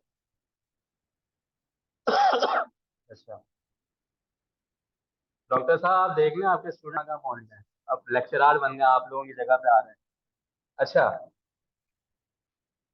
समझ रहे हैं आप लोग कॉन्सेप्ट को? सेल्स रिजल्ट क्या आने वाला है मेरे दोस्तों? क्या है? यानी कि इनको पता है पाइथन में रिजल्ट आएगा, क्योंकि मैंने लोड करवा चुका हूँ। तो पहले तो देखते हैं कि क्या ये सही बोल भी रहे हैं कि नहीं बोल रहे हैं। Let's check out. बहुत स्मार्ट हो गए हैं ये। क्या हो गए? स्मार्ट। क्योंकि इन्होंने, शायद इन्होंने और आप सबने ये बात समझ ली है कि मुझे डाटा टाइप पता होनी चाहिए, मुझे बग रीड करना आना चाहिए, बग रीड करूंगा तो डीबग करूंगा। इनको ये बात पता चल गई कि रिजल्ट आना चाहिए, रिजल्ट मुझे पता होगा तो मैं बहुत एफिशिएंट कहलाऊंगा। और अगर मुझे रिजल्ट पता नहीं हुआ है, फर्स्ट टाइम काम कर रहे हैं, तो मेमोराइज कर लेंगे यार इसका रिजल्ट ये आता है, क्योंकि वो भी तो एक डाटा टाइप ही आएगी ना आपके पास। क्या आएगी? जो थर्ड पॉइंट है, it is related to the first point की डाटा टाइप पता होनी चाहिए। तो मैं जब कह रहा हूँ रिजल्ट पता होना चाहिए, तो एक्चुअली मैं वन को दोबारा रेफर कर रहा हूँ कि आपको डाटा टाइप पता हो। और इसमें डाटा क्या है? एक डिक्शनरी है। आपको एक सेल्स ऑर्डर दिए हुए हैं। अच्छा, हर डिक्शनरी के अंदर की क्या है? स्ट्रिंग नजर भी आ रहे हो। और हर की के अगेंस्ट वैल्यू क्या है? एक और डिक्शनरी। ये तो बात हम सबको पहले से पता है, ये बात हम सबको पहले से पता है। अभी तक मैं आपको सिनेरियो देता हूँ। ज्यादा ऑर्डर नहीं है, कम ही ऑर्डर है मेरे पास। टोटल कितने हैं मेरे पास? कैसे चेक करूंगा? लेंथ फंक्शन से। लेंथ बता देगा कि मुझे टोटल डिक्शनरीज में टोटल सेल्स ऑर्डर कितने हैं। 29 ही है। कितने हैं सेल्स ऑर्डर मेरे पास? 29 सेल्स ऑर्डर है। अब सवाल है बड़ा खतरनाक। वो सवाल ये है कि परचेजेस जो है वो डिफरेंट डिफरेंट करेंसीज में हुई है। ये कैनेडियन डॉलर्स में हुई है सेल। परचेज जिसने भी किया है, किसने किया है? कैनेडियन डॉलर में। मेरी एक ई कॉमर्स की वेबसाइट है, उसमें सेल्स हुई हुई है। ये किसी ने 50 पॉइंट्स में कोई चीज खरीदी मुझसे, उसका जो सेल्स ऑर्डर नंबर है वो ये 0025। किसी ने जो है ये डॉलर में ही खरीद ली मुझसे, ये जापानीज येन में खरीदी है, यूरो में खरीदी है, एंड सो ऑन ना। आई मैं तो यूएस में हूँ, तो मुझे पूरे की पूरे टोटल किस में चाहिए होगा? यूएसडी में चाहिए होगा। किस में चाहिए होगा? पहले तो बताएं आप लोगों का एक्सपीरियंस आप बिल्ड कैसे करेंगे कि इसको बात, क्योंकि आप एक सेल्स तो मैं आपको दिखा रहा हूँ, आने वाले वक्तों में हर महीने सेल्स होंगी आप लोगों की। तो सेल्स को आप ऑब्वियसली रिपोर्टिंग, मैं आपका मैनेजर हूँ, आपने मुझे रिपोर्ट करना है, और आपने मुझे रिपोर्ट करना है यूएसडी में। तो कैसे रिपोर्ट करोगे? कन्वर्ट करके करोगे ना रिपोर्ट, कि भाई टोटल इस महीने की सेल्स कैसे रही। तो क्या प्रोसेस रहेगा, किस एक्सपीरियंस से करोगे? पहले तो आप लूप चलाएंगे। कैसे? इसको हम ऑटोमेट करेंगे। क्या करेंगे हम इसको? ऑटोमेट। पहले तो हम लूप चला के एक्सपीरियंस हासिल करते हैं। पहले आप काम क्या करेंगे, मैं दोबारा से कह रहा हूँ कि फंक्शन ऐसे नहीं बनेंगे, आपको लूप चलाना आप पहले करेंगे। For I in sales. तो बाय डिफॉल्ट जब लूप डिक्शनरी में चलता है तो रिटर्न क्या होता है? जब डिक्शनरी में लूप चलता है तो रिटर्न क्या होता है? रिजल्ट क्या आएगा? कीज आएंगी। क्या आएंगी? कीज। और अगर अभी भी यकीन नहीं आ रहा, तो मैं प्रिंट आई करवा के बताता हूँ, तो आपको सेल्स ऑर्डर नंबर नजर आएंगे, जो कि एक की है। ये देखें, सारी की है ना, ये सारी की सारी कीज है। तो आप लोग पता नहीं आप लोग क्या कर रहे हो यार। देख लो, आप लोग अपने साथ नुकसान कर लो। क्यों नहीं पढ़ रहे हो, क्यों नहीं समझ रहे हो? अगर आपने अपना ऐसा बिहेवियर रखना है आप लोगों ने, मैं तो करवा के चले जाऊंगा। आप लोग कभी डाटा साइंटिस्ट नहीं बन पाओगे। मुझसे लिखवा लेना, अगले 1.5 साल बाद भी आप ये कह रहे हो सर वो जॉब नहीं मिली, तो मैं आपसे कहूंगा आ जाए, हैव अ क्विक इंटरव्यू। उसके बाद आप कहेंगे कि हाँ सही है प्रॉब्लम। आप लोग प्लीज अपने साथ सिंसियर हो जाओ। इधर संडे आके ना टाइम वेस्ट नहीं करें। उस टाइम का अगर फायदा उठा सकते हैं समीर की तरह, कम से कम किसी से डिस्कस तो कर रहे हैं। समीर कम से कम किसी से डिस्कस तो कर रहे हैं, किसी को ट्रांसफर तो कर रहे हैं नॉलेज। आप में से, आप सब में से कितने लोग ऐसे हैं जिनका डेटा साइंस सर्कल बन चुका है? सर्कल बन चुका है, मतलब है ना। मतलब मैं कहूँगा भाई मैं हूँ, मेरे सारे दोस्त जो हैं उनमें से 5 दोस्त जिनके साथ मैं बैठता हूँ वो तो वो डेटा साइंटिस्ट हैं। 1 2 3 4 सर्कल ही नहीं है 4 लोगों के अलावा। इंग्लिश कैसे सीखी जाएगी? इंग्लिश कैसे सीखेंगे? मुझे इंग्लिश सीखने का तरीका बताओ। इंग्लिश उन लोगों के साथ ही सीखेंगे जो इंग्लिश बोलते हैं। सराउंडिंग से सीखता है इंसान। आप में से तो किसी की सराउंडिंग ही नहीं बनी हुई। आप लोग डाटा साइंटिस्ट बन ही नहीं सकते। Make your surrounding. पता नहीं आप लोग इस देवर को, इस नॉलेज को, इस गोल्ड को अपने सीने में ना रखें। डर लगता है कि आप अगर किसी से डिस्कस कर लें तो कहीं वही ये चोरी करके ना भाग जाए। आपको मैं एक बात बता दूं, डेटा साइंस की इतनी ज्यादा शार्प शॉर्टेज है, इतनी ज्यादा शार्प शॉर्टेज है, इतनी ज्यादा शार्प शॉर्टेज है कि अगर आप लाखों लोगों को भी अपने सर्कल में लेकर आ जाओगे ना, जब भी आपको जॉब मिल जाएगी, जब भी आपको काम मिल जाएगा, इतनी शॉर्टेज है कि अगर एक मरियम है, जिसका मरियम के सर्कल में इनकी फैमिली, इनके रिलेटिव, इनके दोस्त यार, कॉलेज, यूनिवर्सिटी, ऑफिस, सब मिला के भी अगर 1 लाख की भी जिन्होंने अपना सर्कल बना लिया, एक मिसाल दे रहा हूं, बना तो नहीं सकते, मुश्किल काम होता है। जब भी आपको मरी अपॉर्चुनिटी मिल जाए, इतनी अपॉर्चुनिटी बने तो आप। लेकिन फायदा एक है, इस सर्कल से आपका क्या फायदा होगा? इस सर्कल से आपका फायदा ये होगा कि आप एटलीस्ट डेटा साइंटिस्ट बनना चाहिए। मैंने इंग्लिश कैसे सीखी? मैंने इंग्लिश ऐसे सीखी कि मैं बस फजूल में इंग्लिश बोलता था। शीशे के सामने खड़े होकर इंग्लिश बोल रहा हूँ, अपनी बहनों से इंग्लिश बोल रहा हूँ, अपने भाइयों से इंग्लिश बोल रहा हूँ, वो भी हंस रहे हैं क्या इंग्लिश बोल रहा है। और एक दिन ऐसा आया कि अब मैं पूरी बात इंग्लिश में कर सकता हूँ। अभी मेरी आई थी पिछले दिनों ही, क्या कहते हैं, सऊदीया से, मदीना से कॉल आई थी। मेरे एक दोस्त है, तो हम लोग क्या करते हैं, इंग्लिश में बात करते हैं, और मैं इतना कॉन्फिडेंट हूँ अपनी इंग्लिश में कि मेरी फैमिली वाले भी बैठे हो तो मुझे शर्म नहीं आती इनसे बात। और दूसरी बात ये कि मैं शर्माऊँ क्यों? I have all right to make a mistake, because ये मेरी नेटिव लैंग्वेज थोड़ी है। उर्दू में मैं मिस्टेक करूँ तो समझ आती है कि भाई ये तो मेरी नेटिव है। इंग्लिश में आई हैव ऑल द राइट, मैं कुछ भी बोलूँ मुझे शर्म नहीं आती, मैं मिस्टेक कर सकता हूँ। इसी तरीके से डेटा साइंस, साइंस आप सीख रहे हो, खुल के बोलो, आजादी है। जब आ जाए, जब हो, फिर शायद थोड़ा सा आप जो है वो अपने आप को रिजर्व कर लो कि हाँ यार गलती ना हो, लेकिन बोलते हो। और डेटा साइंस तो कभी भी नहीं आ सकती, आज तक मुझे नहीं आई, तो इतना बड़ा तो डेटा साइंस का समंदर है कि अगर आप मुझसे सारे करोगे, 10 सवाल करोगे, तो मैं 8 के शायद जवाब दे दूं, 2 के नहीं दे पाऊंगा आपको जवाब। तो डेटा साइंस इतनी बड़ी है। खुल के गलतियां करो, खुल के सर्कल बनाओ, लोगों से डिस्कस करो। एक मैं हमने तो ये भी कर दिया, हमने कहा फुटपाथ पे बैठ के यार हम सारे बातें करेंगे, अगर कोई हमें अपने होटल पे भी बैठने की जगह नहीं, चलते फिरते बातें करें। मेरी गाड़ी में जितने लोग सफर करते हैं, कभी कभी मेरी कार में, जैसे हम माल मेरे साथ आ जाते हैं, ये मेरी कार में मेरे साथ जो सफर करते हैं, या अगर मैं किसी के साथ सफर करूँ, एक ही टॉपिक है और यही डिस्कशन हो, ऐसे सराउंडिंग में। हमाद ने शायद मुझसे वैसे नहीं सीखा होगा इतना जितना ये मेरे साथ कार में बैठ के सीख सकता है। डेटा साइंस तो ठीक है, उसकी एप्लीकेशन क्यों? क्योंकि मैं सराउंडिंग भी ऐसी बनाना चाहता हूँ कि मुझे भी हो। फिर मैं हमाद से भी कभी कभी पूछता, मेरा जूनियर है, मेरा स्टूडेंट, मेरा ट्रेनी, अब तो माशाल्लाह से लेवल 1 पता नहीं उसमें आ गए हैं, ये क्या कहते हैं अपने, अब फाइवर वगैरह में भी बड़ी सी अच्छी परफॉर्मेंस हो गई है। 80-90 हज़ार तो कहते थे मैं बैठ के बनाता हूँ, घर वालों को भी नहीं बताइए अभी तक कितने बना रहे हैं पैसे। अपने अब्बू से कहते हैं 40,000 रुपए कमा रहा हूँ। अब्बू की भी कमेटियां भरते हैं। कितने की कमेटी है? 20,000 तो ये अब्बू को वैसे दे देते, कहते कमेटी के पैसे। तो इस तरह सराउंडिंग बना। Anyway, how to make this process? मुझे लूप चलाना पड़ेगा। फॉर, अब मैं की लिख देता हूँ, फॉर की इन सेल्स, फॉर की इन सेल्स।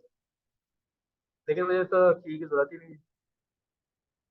मुझे तो की जरूरत नहीं है, जो परचेज टोटल की जरूरत है, और वो करेंसी की जरूरत है जिस करेंसी में उसको फिर मैं यूएसडी में लेकर आऊंगा।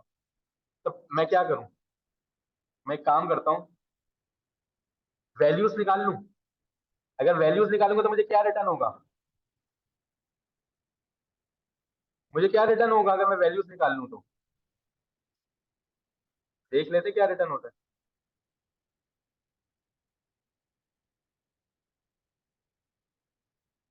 देखिए क्या रिटर्न होगा। डिक्शनरी रिटर्न होगा। क्या रिटर्न होगी? डिक्शनरी। इन दो डिक्शनरी में से मुझे क्या चाहिए? एक मुझे चाहिए, एक वेरिएबल का नाम मैं बनाता हूँ, नीचे जाके करो, नीचे जाके करो,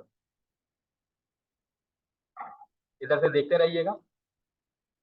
एक से मैं बनाता हूँ परचेज टोटल। एक वेरिएबल का नाम क्या रखूंगा? परचेज टोटल की वैल्यू कहां से निकलेगी? वी के अंदर पूरी डिक्शनरी है, वी के अगर अंदर मैं पूरी डिक्शनरी के अंदर ये दूंगा एज अ की, तो मुझे क्या रिटर्न करेगा? 120.3।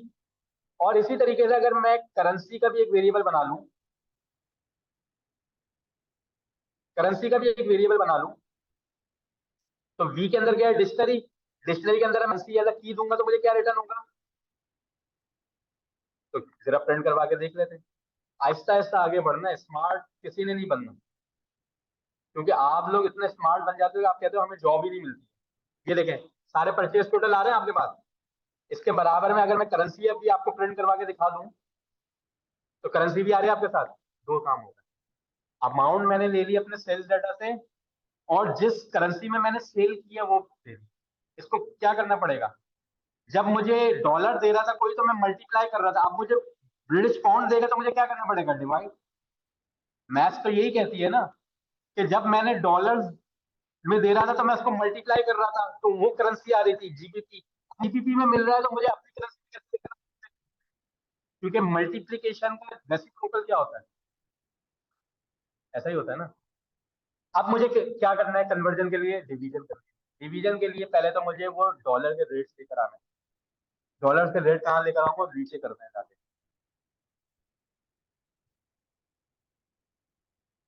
नीचे करते हैं काम जाके। जी,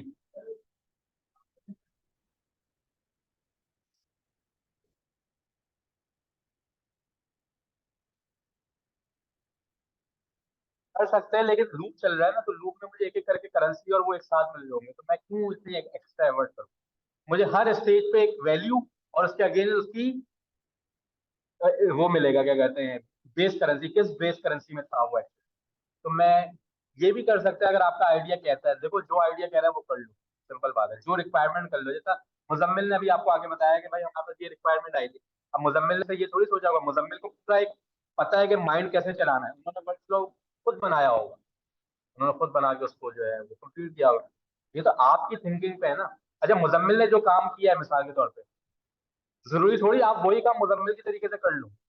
आपकी करने में और मुजम्मिल करने में चेंज आ सकता है, लेकिन रिजल्ट सेम होगा। रिजल्ट क्या होगा? सेम होगा। उनकी थिंकिंग, उनका वर्क फ्लो, उनका माइंड था। आपकी थिंकिंग, आपका वर्क फ्लो, आपका माइंड है, और दोनों के रिजल्ट क्या आ रहे हैं? सेम। दोनों के रिजल्ट क्या आ रहे हैं?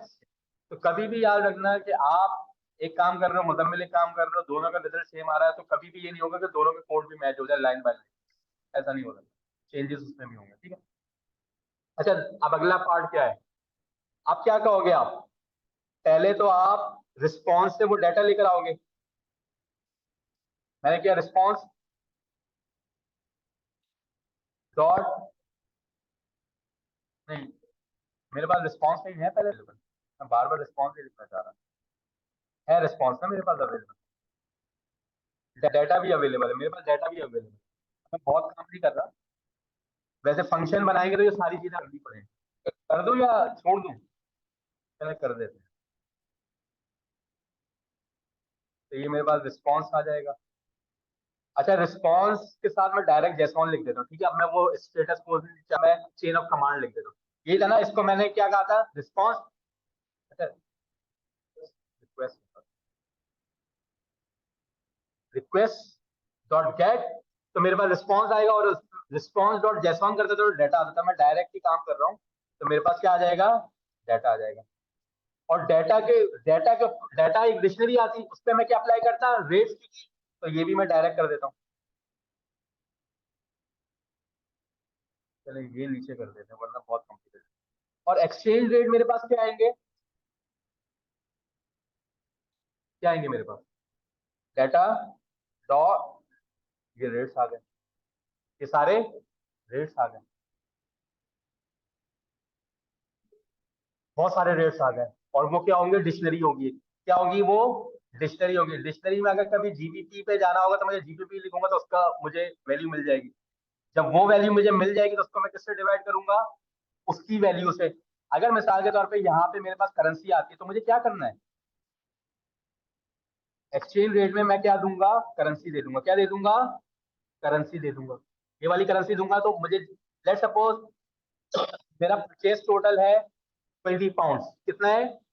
तो यहाँ पे 20 आ रहा होगा, यहाँ पे क्या होगा, जीपीपी आ रहा होगा। तो अगर मैं यहाँ पे जीपीपी दे दूंगा तो मुझे जीपीपी के रेट्स बताएगा, डॉलर टू जीपीपी। और जो वो रेट्स आएंगे उसको मैं क्या करूंगा, इस परचेज टोटल से डिवाइड करूंगा, तो मेरे पास किस में आ जाएगा रेट, यूएसडी में आ जाएगा।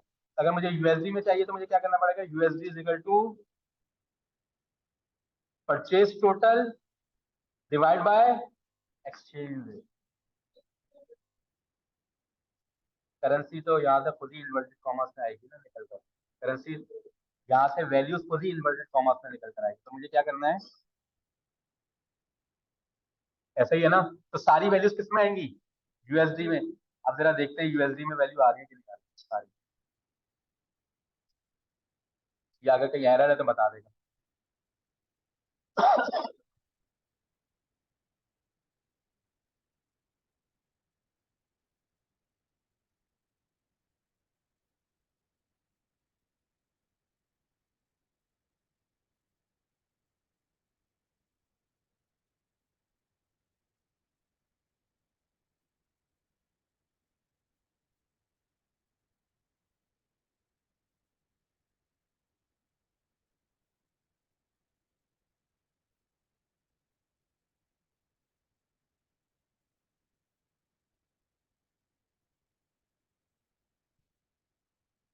देखो जब भी मैं ये चाह रहा था कि रिक्वेस्ट भेज रहा है, ये बार बार रिक्वेस्ट, हर लूप पे रिक्वेस्ट भेज रहा है, तो वो आपको लिमिट लगा सकते हैं। क्या लगा सकते हैं आपको, लिमिट। तो हम एक काम करते हैं, इस चीज को रिमूव कर देंगे नेक्स्ट स्टेज में। इधर तो मैंने आपको दिखा दिया, रिक्वेस्ट हमेशा एक ही मरतबा भेजा करें, रिक्वेस्ट हमेशा एक मरतबा भेजा करें, हर नए दिन की अलग रिक्वेस्ट, क्योंकि हर हर दिन का रेट जो है वो फिक्स हो जाता है। ऐसा ही है ना, हर दिन में फ्लक्चुएशन नहीं आ रही होती, हर दिन में रेट फिक्स होता है, फिर अगले दिन चेंज करते हैं वो लोग।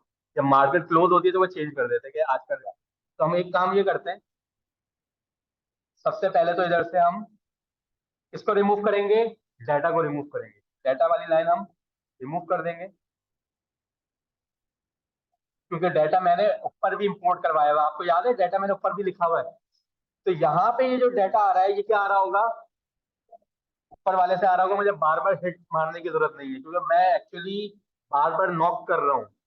मैं बार बार क्या दे रहा हूँ, रिक्वेस्ट भेज रहा हूँ, बार बार रिक्वेस्ट भेज रहा हूँ, तो वो मुझे कहीं ब्लॉक ही ना करे, क्योंकि फ्री एपीआई है ना। पेड एपीआई में फिर चार्ज होता है, वो आप करते नहीं है। इधर आप लोग सही मजे ले रहे होते हैं, मारते रहो मारते रहो मारते रहो। इससे बचने के लिए आपने क्या करना है, अब देखो फॉरेन रेट आ गया मेरे पास। क्या हो गए, क्योंकि वो सेफ थे मेरे पास, वो थे सेफ। एक करेंसी मेरे पास थी डॉलर्स में, कहाँ है। एक काम करते हैं, यहाँ से करेंसी भी प्रिंट करवा देता हूँ मैं। यहाँ पे मैं करेंसी क्या कर देता हूँ, बल्कि यहीं पे करेंसी प्रिंट करवा देता हूँ। डॉलर तो है, ये यूएसडी, लेकिन ओरिजिनल करेंसी क्या थी मेरे पास, क्या थी मेरे पास ओरिजिनल करेंसी, कैनेडियन डॉलर से। कैनेडियन डॉलर ज्यादा होंगे तो कम होने के बाद यूएस आपको ऑब्वियसली कम ही मिले होंगे ना। कैनेडियन डॉलर ज्यादा होंगे, यूएसडी आपको कम मिलेंगे, क्योंकि यूएसडी की वर्थ ज्यादा है। जो जिसकी वर्थ ज्यादा होती है वो कम मिलते हैं। मिसाल के तौर पर अगर मैं 1000 टीकेआर दूं, सॉरी 300 टीकेआर दूं, तो मुझे कोई $1 ही मिल पाएगा, एक कुछ करके इस तरीके। लेकिन कहीं मेरे पास यूएसडी भी था। आप देखो ये क्या डिफरेंस आ रहा है, ये ये 195.25 यूएसडी, ये एक्चुअली ये सेम क्यों नहीं आ रहा है, मुझे ये बताएं आंसर। इधर क्या चेंज हुआ है, देखिए ये था यूएसडी, तो ये 280.4 किस तरह आ रहा है। एक्चुअल वैल्यू 280.4 थी ना, एक्चुअल वैल्यू क्या थी, 280.4। 280.4 को 280.4 से डिवाइड किया होगा, या जो भी ओरिजिनल वैल्यू होती थी तो वही आएगी। पहले देखते हैं ओरिजिनल वैल्यू क्या थी आप। ये कन्वर्जन का फर्क आया होगा कहाँ पे, यूएसडी देखें 280.4 और 195.22, इसका क्या चेंज आएगा, क्योंकि ये ऑलरेडी यूएसडी में, समझ आ रही है बात। बाकी जितनी भी करेंसी है वो किस में कन्वर्ट हुई है, यूएसडी। लेकिन हमारा काम ये थोड़ी था, आपने मुझे रिपोर्टिंग करनी है। रिपोर्टिंग क्या करनी है, मुझे टोटल सेल्स कितनी है, तो टोटल सेल्स कैसे निकालेंगे, हम कर देंगे। अब हम सम इधर तो नहीं करने वाले। अब देखिए मेरा एक्सपीरियंस कैसे बढ़ रहा है। मेरा एक्सपीरियंस इंप्रूव होता जा रहा है। तो मैंने आपसे क्या कहा कि मुझे टोटल सेल चाहिए, तो टोटल यहाँ पे लिखूंगा। टोटल सेल इनिशियल वैल्यू क्या होगी, 0। किस चीज को ऐड करना है मुझे टोटल सेल्स में, यूएसडी को, यूएसडी अमाउंट लिख देते हैं, इसको क्या लिख देते हैं, ठीक है। और मुझे क्या करना है, टोटल सेल्स, इधर भी यूएसडी लिख देते हैं, टोटल सेल्स यूएसडी, क्या करेंगे,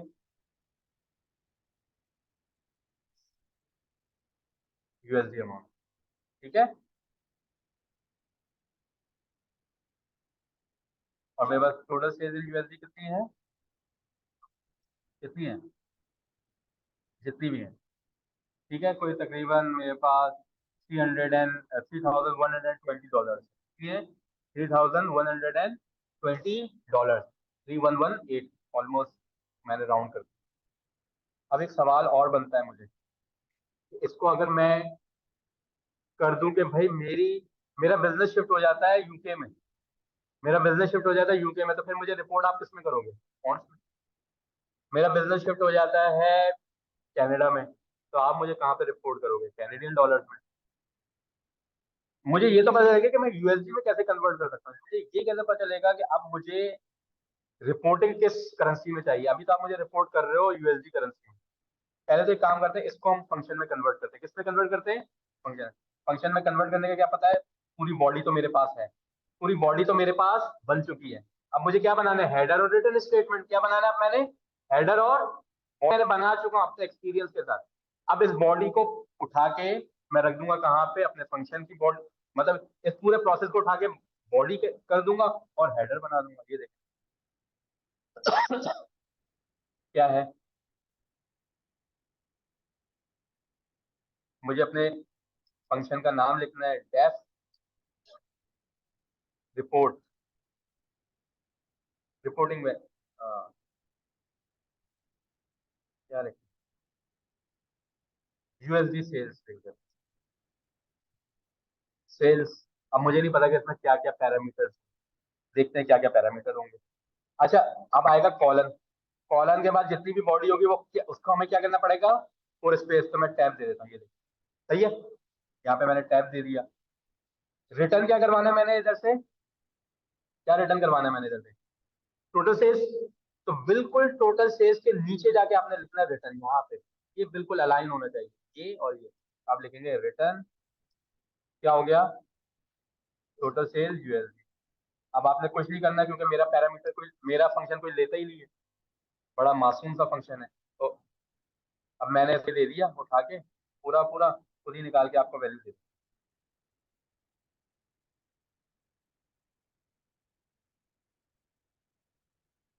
वही आंसर आ रहा है ना।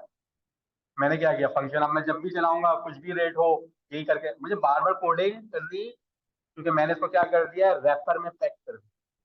कैंडीज होती है ना रैपर में पैक्ड होती है, हमने भी इसको रैपर कर दिया। तो मैंने क्या किया, मैंने पहले अपना बॉडी बनाई अपने एक्सपीरियंस से, और बस उसके ऊपर हेडर और वो डाल दिया। अब मैं कुछ चीजों को चेंज करना चाहता हूँ, क्या मैं ये चाहता हूँ कि मुझे रिपोर्टिंग अलग अलग उसमें मिले, करेंसी में। ये मुझे किसमें रिपोर्टिंग मिल रही है, यूएसडी में। इसका एक काम करते हैं, इसको हम लिख देते हैं, ये तो मुझे डायनेमिक नहीं है तो मैं लिख भी नहीं सकता कि मेरे किस में आ रहा है। अब फाइनल काम ये करते हैं कि मैं आपसे कहूंगा कि आपने मुझे हर करेंसी में करनी है जहां जहां मेरी कंपनी, जहां जहां मेरी कंपनीज है, आपने हर करेंसी में मुझे रिपोर्ट करना है। यूएसडी में तो करोगे क्योंकि वहां पे हेड ऑफिस है हमारा। अब मैं मूव हो रहा कनाडा में, तो आपने कनाडा में भी मुझे रिपोर्ट करना है, लेकिन कैनेडियन करेंसी में करोगे रिपोर्ट। अच्छा भाई, वहां पे भी कनाडा में भी हमारा बिजनेस स्टैब्लिश हो गया, हम जा रहे हैं ऑस्ट्रेलिया, और ऑस्ट्रेलिया फिर इस तरीके, तो जितनी जहां जहां मेरी कंपनीज है वहां वहां पे आप मुझे वैल्यू कन्वर्ट करके दो, ठीक है। कैसे करेंगे, एनीथिंग आप लोग मुझे गाइड कर सकते हो। सबसे पहले तो आपकी एक टारगेट, सॉरी टारगेट कह रहा हूँ, हाँ टारगेट करेंसी होनी चाहिए जिसमें आपका रिजल्ट आए, या रिपोर्टिंग करेंसी होनी चाहिए। क्या होनी चाहिए आपकी, रिपोर्टिंग। डायनेमिक होगी ना, तो डायनेमिक चीजें कहाँ जाती है, पैरामीटर में जाती है। तो डायनेमिक चीजें मैंने यहाँ पे लिख दी, रिपोर्टिंग करेंसी, ठीक है। तो इसका मतलब है ये आपकी रिपोर्टिंग करेंसी, आप मुझे बताओगे यूएसडी, कुछ भी बताओगे, जो भी बताओगे बताओगे। और कहाँ पे चेंज आएगा आपका? और कोई चेंज आएगा? फिर इसका नाम आपने चेंज करना होगा। ये क्या होगा? Total sales. ये कैसे फिल करोगे? ये वेरिएबल कैसे फिल होगा? ये कहाँ से उठा के लेकर आओगे? रिपोर्टिंग करेंसी दिखाने की जरूरत ही नहीं है। दिखाने की जरूरत ही नहीं है, क्योंकि अंदर के प्रोसेस को कौन देखता है? वो तो एक्सट्रैक्ट होता है ना। आपको पता है लैन के पीछे क्या चल रहा है, टाइप के पीछे क्या चल रहा है? आपको तो नहीं पता। आप लोगों ने टाइप का फंक्शन उठाया, उसको आर्गुमेंट दिया, उसने रिजल्ट आके दे दिया। तो इनपुट दे रहे हो, आउटपुट आ रहा है, इनपुट दे रहे हो, आउटपुट आ रहा है, बीच में क्या चल रहा है? एक्सट्रैक्ट है। इन चीजों को करने के लिए आप यहाँ पे डॉग स्ट्रिंग देते हो। क्या देते हो आप? Dog string. डॉग स्ट्रिंग का मतलब होता है कि आप इस फंक्शन को डिफाइन करते हो। क्या करते हो आप? फंक्शन को डिफाइन। आप मुझे ये कहते हो, अगर आपने इस फंक्शन को अपने किसी, अच्छा, डॉग स्ट्रिंग हमेशा बॉडी से पहले, मतलब बॉडी के अंदर आएगी, प्रोसेस से पहले आएगी। आप क्या लिखोगे? दिस। अच्छा, मैंने ये ट्रिपल कोड इधर और ट्रिपल कोड नीचे क्यों लिया है? क्योंकि आप मल्टीपल लाइन लिख सकते हो। अगर आप सिंगल कोटेशन पहले, सिंगल का मतलब है सिंगल कोट, और सिंगल कोट यूज करते हो तो आप सिर्फ सिंगल लाइन लिख सकते हो। अगर आप थ्री कोटेशन शुरू में, अच्छा, ये थ्री कोटेशन सिंगल के साथ भी हो सकती है। मिसाल के तौर पे ऐसे भी हो सकती थी, ऐसे भी हो सकती थी, सिंगल सिंगल, या आप डबल डबल यूज करो। लेकिन क्या है, आपने ट्रिपल टाइम यूज करनी है। कितने टाइम यूज करनी है? Triple time. तो ये हो गए आपने, आप यहाँ पे ले सकते हो दिस।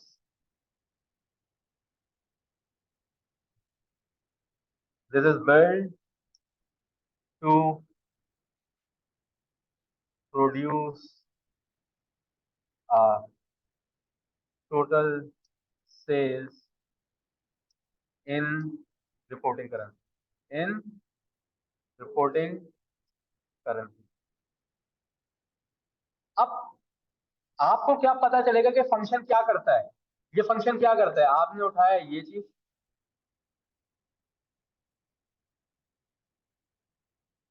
आपने उठाई ये फंक्शन, ये आपने क्या लिया? फंक्शन लिया। और इसके पीछे आपने लिख दिया double underscore doc, double underscore. कोई भी फंक्शन के बारे में जानना है आपने, अगर कोई भी फंक्शन, जिसका टाइप का फंक्शन है, लेन का फंक्शन क्या करता है, अगर आपने जानना है तो आप क्या लिखेंगे? डॉक। डॉक का मतलब क्या है? उसकी डॉक्यूमेंटेशन। क्या कह रहा है? ये आज तक कभी आपने पढ़ने की जहमत नहीं की होगी। हर फंक्शन के पीछे डॉग स्ट्रिंग होती है, हर फंक्शन के। और वो बताता है कि ये फंक्शन क्या काम करता है। क्या कहता है? Return the number of item in container. ऐसी बात है कि नहीं है? टाइप का फंक्शन क्या करता है? क्या करता है टाइप का फंक्शन, बताएं। आपको डेटा टाइप बताता है, मुझे नहीं पता। मुझे नहीं पता, तो मैं क्या करूंगा? Underscore doc underscore. ये देखें, पूरी कहानी लिख के बता रहा है। इसको मैं प्रिंट करवाता हूँ, ऐसे समझ नहीं आ रहा। प्रिंट करवा के मैं आपको दिखाता हूँ, ताकि ये अच्छे अंदाज में मुझे बताए। ये देखें, ऑब्जेक्ट टाइप बताता है, नेम, बेसिस, डिक्शनरी, कीवर्ड्स और गिवन न्यू टाइप। तो कुछ कुछ इन्होंने इन्फॉर्मेशन दी हुई है, कुछ इन्होंने इन्फॉर्मेशन दी। और कौन सा फंक्शन था हमारे पास? सम फंक्शन। सम फंक्शन क्या करता है? वैसे तो हम सबको पता है सम फंक्शन क्या करता है, लेकिन पाइथन के अंदर भी जिन्होंने भी फंक्शन बना के डाले थे, उन्होंने भी डॉक लिखी हुई है। क्या लिखी हुई है? डॉक का मतलब क्या होता है? डॉक्यूमेंटेशन। क्या होता है? डॉक्यूमेंटेशन। तो हम भी अपनी डॉक्यूमेंटेशन लिखेंगे। और डॉक्यूमेंटेशन कहाँ लिखी जाती है? हमेशा जो प्रोसेस बनाने से पहले लिखी जाती है। अब मेरा फंक्शन किसी ने देखना है ना, और मैं बहुत अच्छा डाटा साइंटिस्ट हूँ, और वो मुझे कॉल नहीं कर सकता, कांटेक्ट नहीं कर सकता, वो मेरी क्या पढ़ेगा? डॉक पढ़ेगा, डॉक्यूमेंटेशन पढ़ेगा। और डॉक्यूमेंटेशन हर बंदे ने लिखी है पाइथन के पीछे, जो कि हम पढ़ने की जहमत नहीं करते, क्योंकि हमें बता दिया जाता है, हमें बता दिया। नेक्स्ट टाइम जब भी आप लोग आओगे, तो आप लोगों ने क्या करना है, अगर आपको कोई चीज ना पता हो तो सबसे पहले उसकी डॉक पढ़ोगे। डॉक पढ़ने के लिए डॉक्यूमेंटेशन में जाने की जरूरत नहीं है। आपने क्या करना है? सम का फंक्शन यूज किया था अभी आज हमने। रेंज क्या करता है? रेंज फंक्शन क्या करता है? आवाज क्लियर है? रेंज क्या करता है? क्या करता है? क्या करता है? नहीं पता? तो क्या करना है? Double underscore doc, double underscore. अच्छा, रेंज जब लिखेंगे तो फिर ब्रैकेट भी बनाएंगे डॉक्यूमेंटेशन पढ़ते वक्त, ब्रैकेट। क्योंकि कोई आर्ग्यूमेंट पास ही नहीं करना ना आप लोगों ने, तो आप करेंगे। तो ये आपको बहुत अच्छी चीज बता देगा। मैं क्या करता हूँ, प्रिंट करवा लें, क्योंकि ये बैक स्लैश एन आ रहे हैं, तो इससे प्रॉब्लम हो सकती है आपको रीड करने में। देख लें। स्टार्ट स्टॉप बता रहा है, return an object that produce a sequence of integer from start included examples भी बता रहा है। कितनी अच्छी डॉक्यूमेंटेशन लिखी है इस बंदे ने, कितनी अच्छी तो इसका मतलब ये है कि documentation could be in a multiple line, और मल्टीपल लाइन लिखने के लिए मेरे दोस्तों क्या करना पड़ता है, ट्रिपल कोटेशन देनी पड़ती है, शुरू में भी और आखिर में भी। इधर आप मल्टीपल लाइन लिखते जाएं, कुछ भी लिखते जाएं, कुछ भी लिखते जाएं, तो ये आपकी डॉग बन जाएगी। क्या बन जाएगी? आपकी डॉग। अब आप लोगों ने एक काम करना है, नेक्स्ट टाइम जब आप लोग आए तो मैं चाहता हूँ कि आपका फंक्शन रिपोर्टिंग किसी भी करेंसी में करे, जो मैं बोलूँ। मैं कहूँ मुझे कैनेडियन करेंसी में चाहिए, तो आपका फंक्शन रिपोर्ट करे और उसकी डॉक लिखी हुई होनी चाहिए, उसकी डॉक्यूमेंटेशन। मैं चाहता हूँ कि मैं ये देखना चाहता हूँ आप में से कौन अच्छी डॉक्यूमेंटेशन लिख सकता है। और डॉक्यूमेंटेशन कुछ भी ऑफ मैनी मैनी लाइन, ठीक है, कुछ भी of many many. Maximum function क्या करता है, जो पाइथन में लोगों ने लिखा हुआ है। तो कहने का मतलब ये है कि ये हमारा काम नहीं है, ये प्रैक्टिस है। ये क्या है? इंटरनेशनल प्रैक्टिस है कि डॉक्यूमेंटेशन लिखी जाती है, डॉक्यूमेंटेशन लिखी जाती है। सिर्फ मैं और आप नहीं लिखेंगे बल्कि सभी लिखते हैं। कह रहे हैं कि मैक्सिमम फंक्शन क्या काम करता है, बता रहे हैं। तो इसी तरीके से हमारी जो फंक्शन है, प्रिंट फंक्शन क्या काम करता है, उसकी भी डॉक्यूमेंटेशन मिल जाएगी आपको, कि प्रिंट फंक्शन क्या काम करता है, इसकी भी डॉक्यूमेंटेशन आपको मिल जाएगी। अच्छा, आज तो हम ये सेशन खत्म कर रहे हैं, बस फंक्शन अभी हमारे साथ खत्म। देखिए प्रिंट प्रिंट क्या करता है, print the value of to stream और system standard output by default and ठीक है। फंक्शन इंशाल्लाह हमारे नेक्स्ट क्लास में भी चलेंगे और एडवांस फंक्शंस पे जाएंगे हम लोग। आप लोगों से रिक्वेस्ट ये है कि एक तो आप सारी वीडियोस को दोबारा 1 टाइम 2 टाइम 3 टाइम 4 टाइम दें, अपने दोस्तों से अपने रिश्तेदारों से डिस्कस करें, समझाएं, नॉलेज को एक्सटेंड करें, प्रैक्टिकल एप्लीकेशन से काम करें, जितना भी आप लोगों ने सीखा है। लेकिन एक असाइनमेंट मेरी तरफ से भी है, वो ये है कि आई वांट कि आप लोग किसी भी करेंसी में रिपोर्ट कर दो, किसी भी करेंसी में रिपोर्ट कर दो। ऐसा आपने फंक्शन बनाना, लेकिन डॉग स्ट्रिंग लाजमी होनी चाहिए। आप डॉग स्ट्रिंग क्या होनी चाहिए, इसको ज्यादातर हम कहते हैं डॉग स्ट्रिंग। क्या कहते हैं? डॉग स्ट्रिंग का मतलब क्या है, डॉक्यूमेंटेशन स्ट्रिंग। और डॉक्यूमेंटेशन स्ट्रिंग कहाँ लिखी जाती है? हेडर के फौरन बाद, हेडर के फौरन बाद, प्रोसेस डिफाइन करने से पहले। जो वो प्रोसेस करेगा, जो पूरा फॉलो होगा, उसको डिफाइन करने से पहले डॉग स्ट्रिंग कभी भी बीच पे या नीचे नहीं आती है। डॉग स्ट्रिंग हमेशा हेडर के फौरन बाद आती है। कहीं आपने बीच बीच में लिखने की कोशिश कर दी ना, तो फिर आपको मजा ही आ जाएगा, करके देखिएगा फिर। ठीक है, okay everyone, thank you. And इंशाल्लाह इस फंक्शंस को हम आगे भी कंटिन्यू करेंगे एक और सेशन में, और उसके बाद हम एक और प्रोजेक्ट करेंगे। क्या करेंगे हम लोग, जब ये आपके फंक्शंस कंप्लीट हो जाएंगे इंशाल्लाह अगले क्लास तक हम इसी पे ही रहेंगे, इसी टॉपिक पे रहेंगे। और उम्मीद करता हूँ कि जो आज आप लोगों ने फंक्शन देखे होंगे वो थोड़े मुख्तलिफ अंदाज से देखे होंगे। इसको हम और थोड़ा एडवांस लेवल पे लेके जाएंगे, और इंशाल्लाह उसके बाद जो नेक्स्ट संडे है उसमें हम एक प्रोजेक्ट करेंगे। ठीक है, सी यू देन, अल्लाह हाफ़िज़।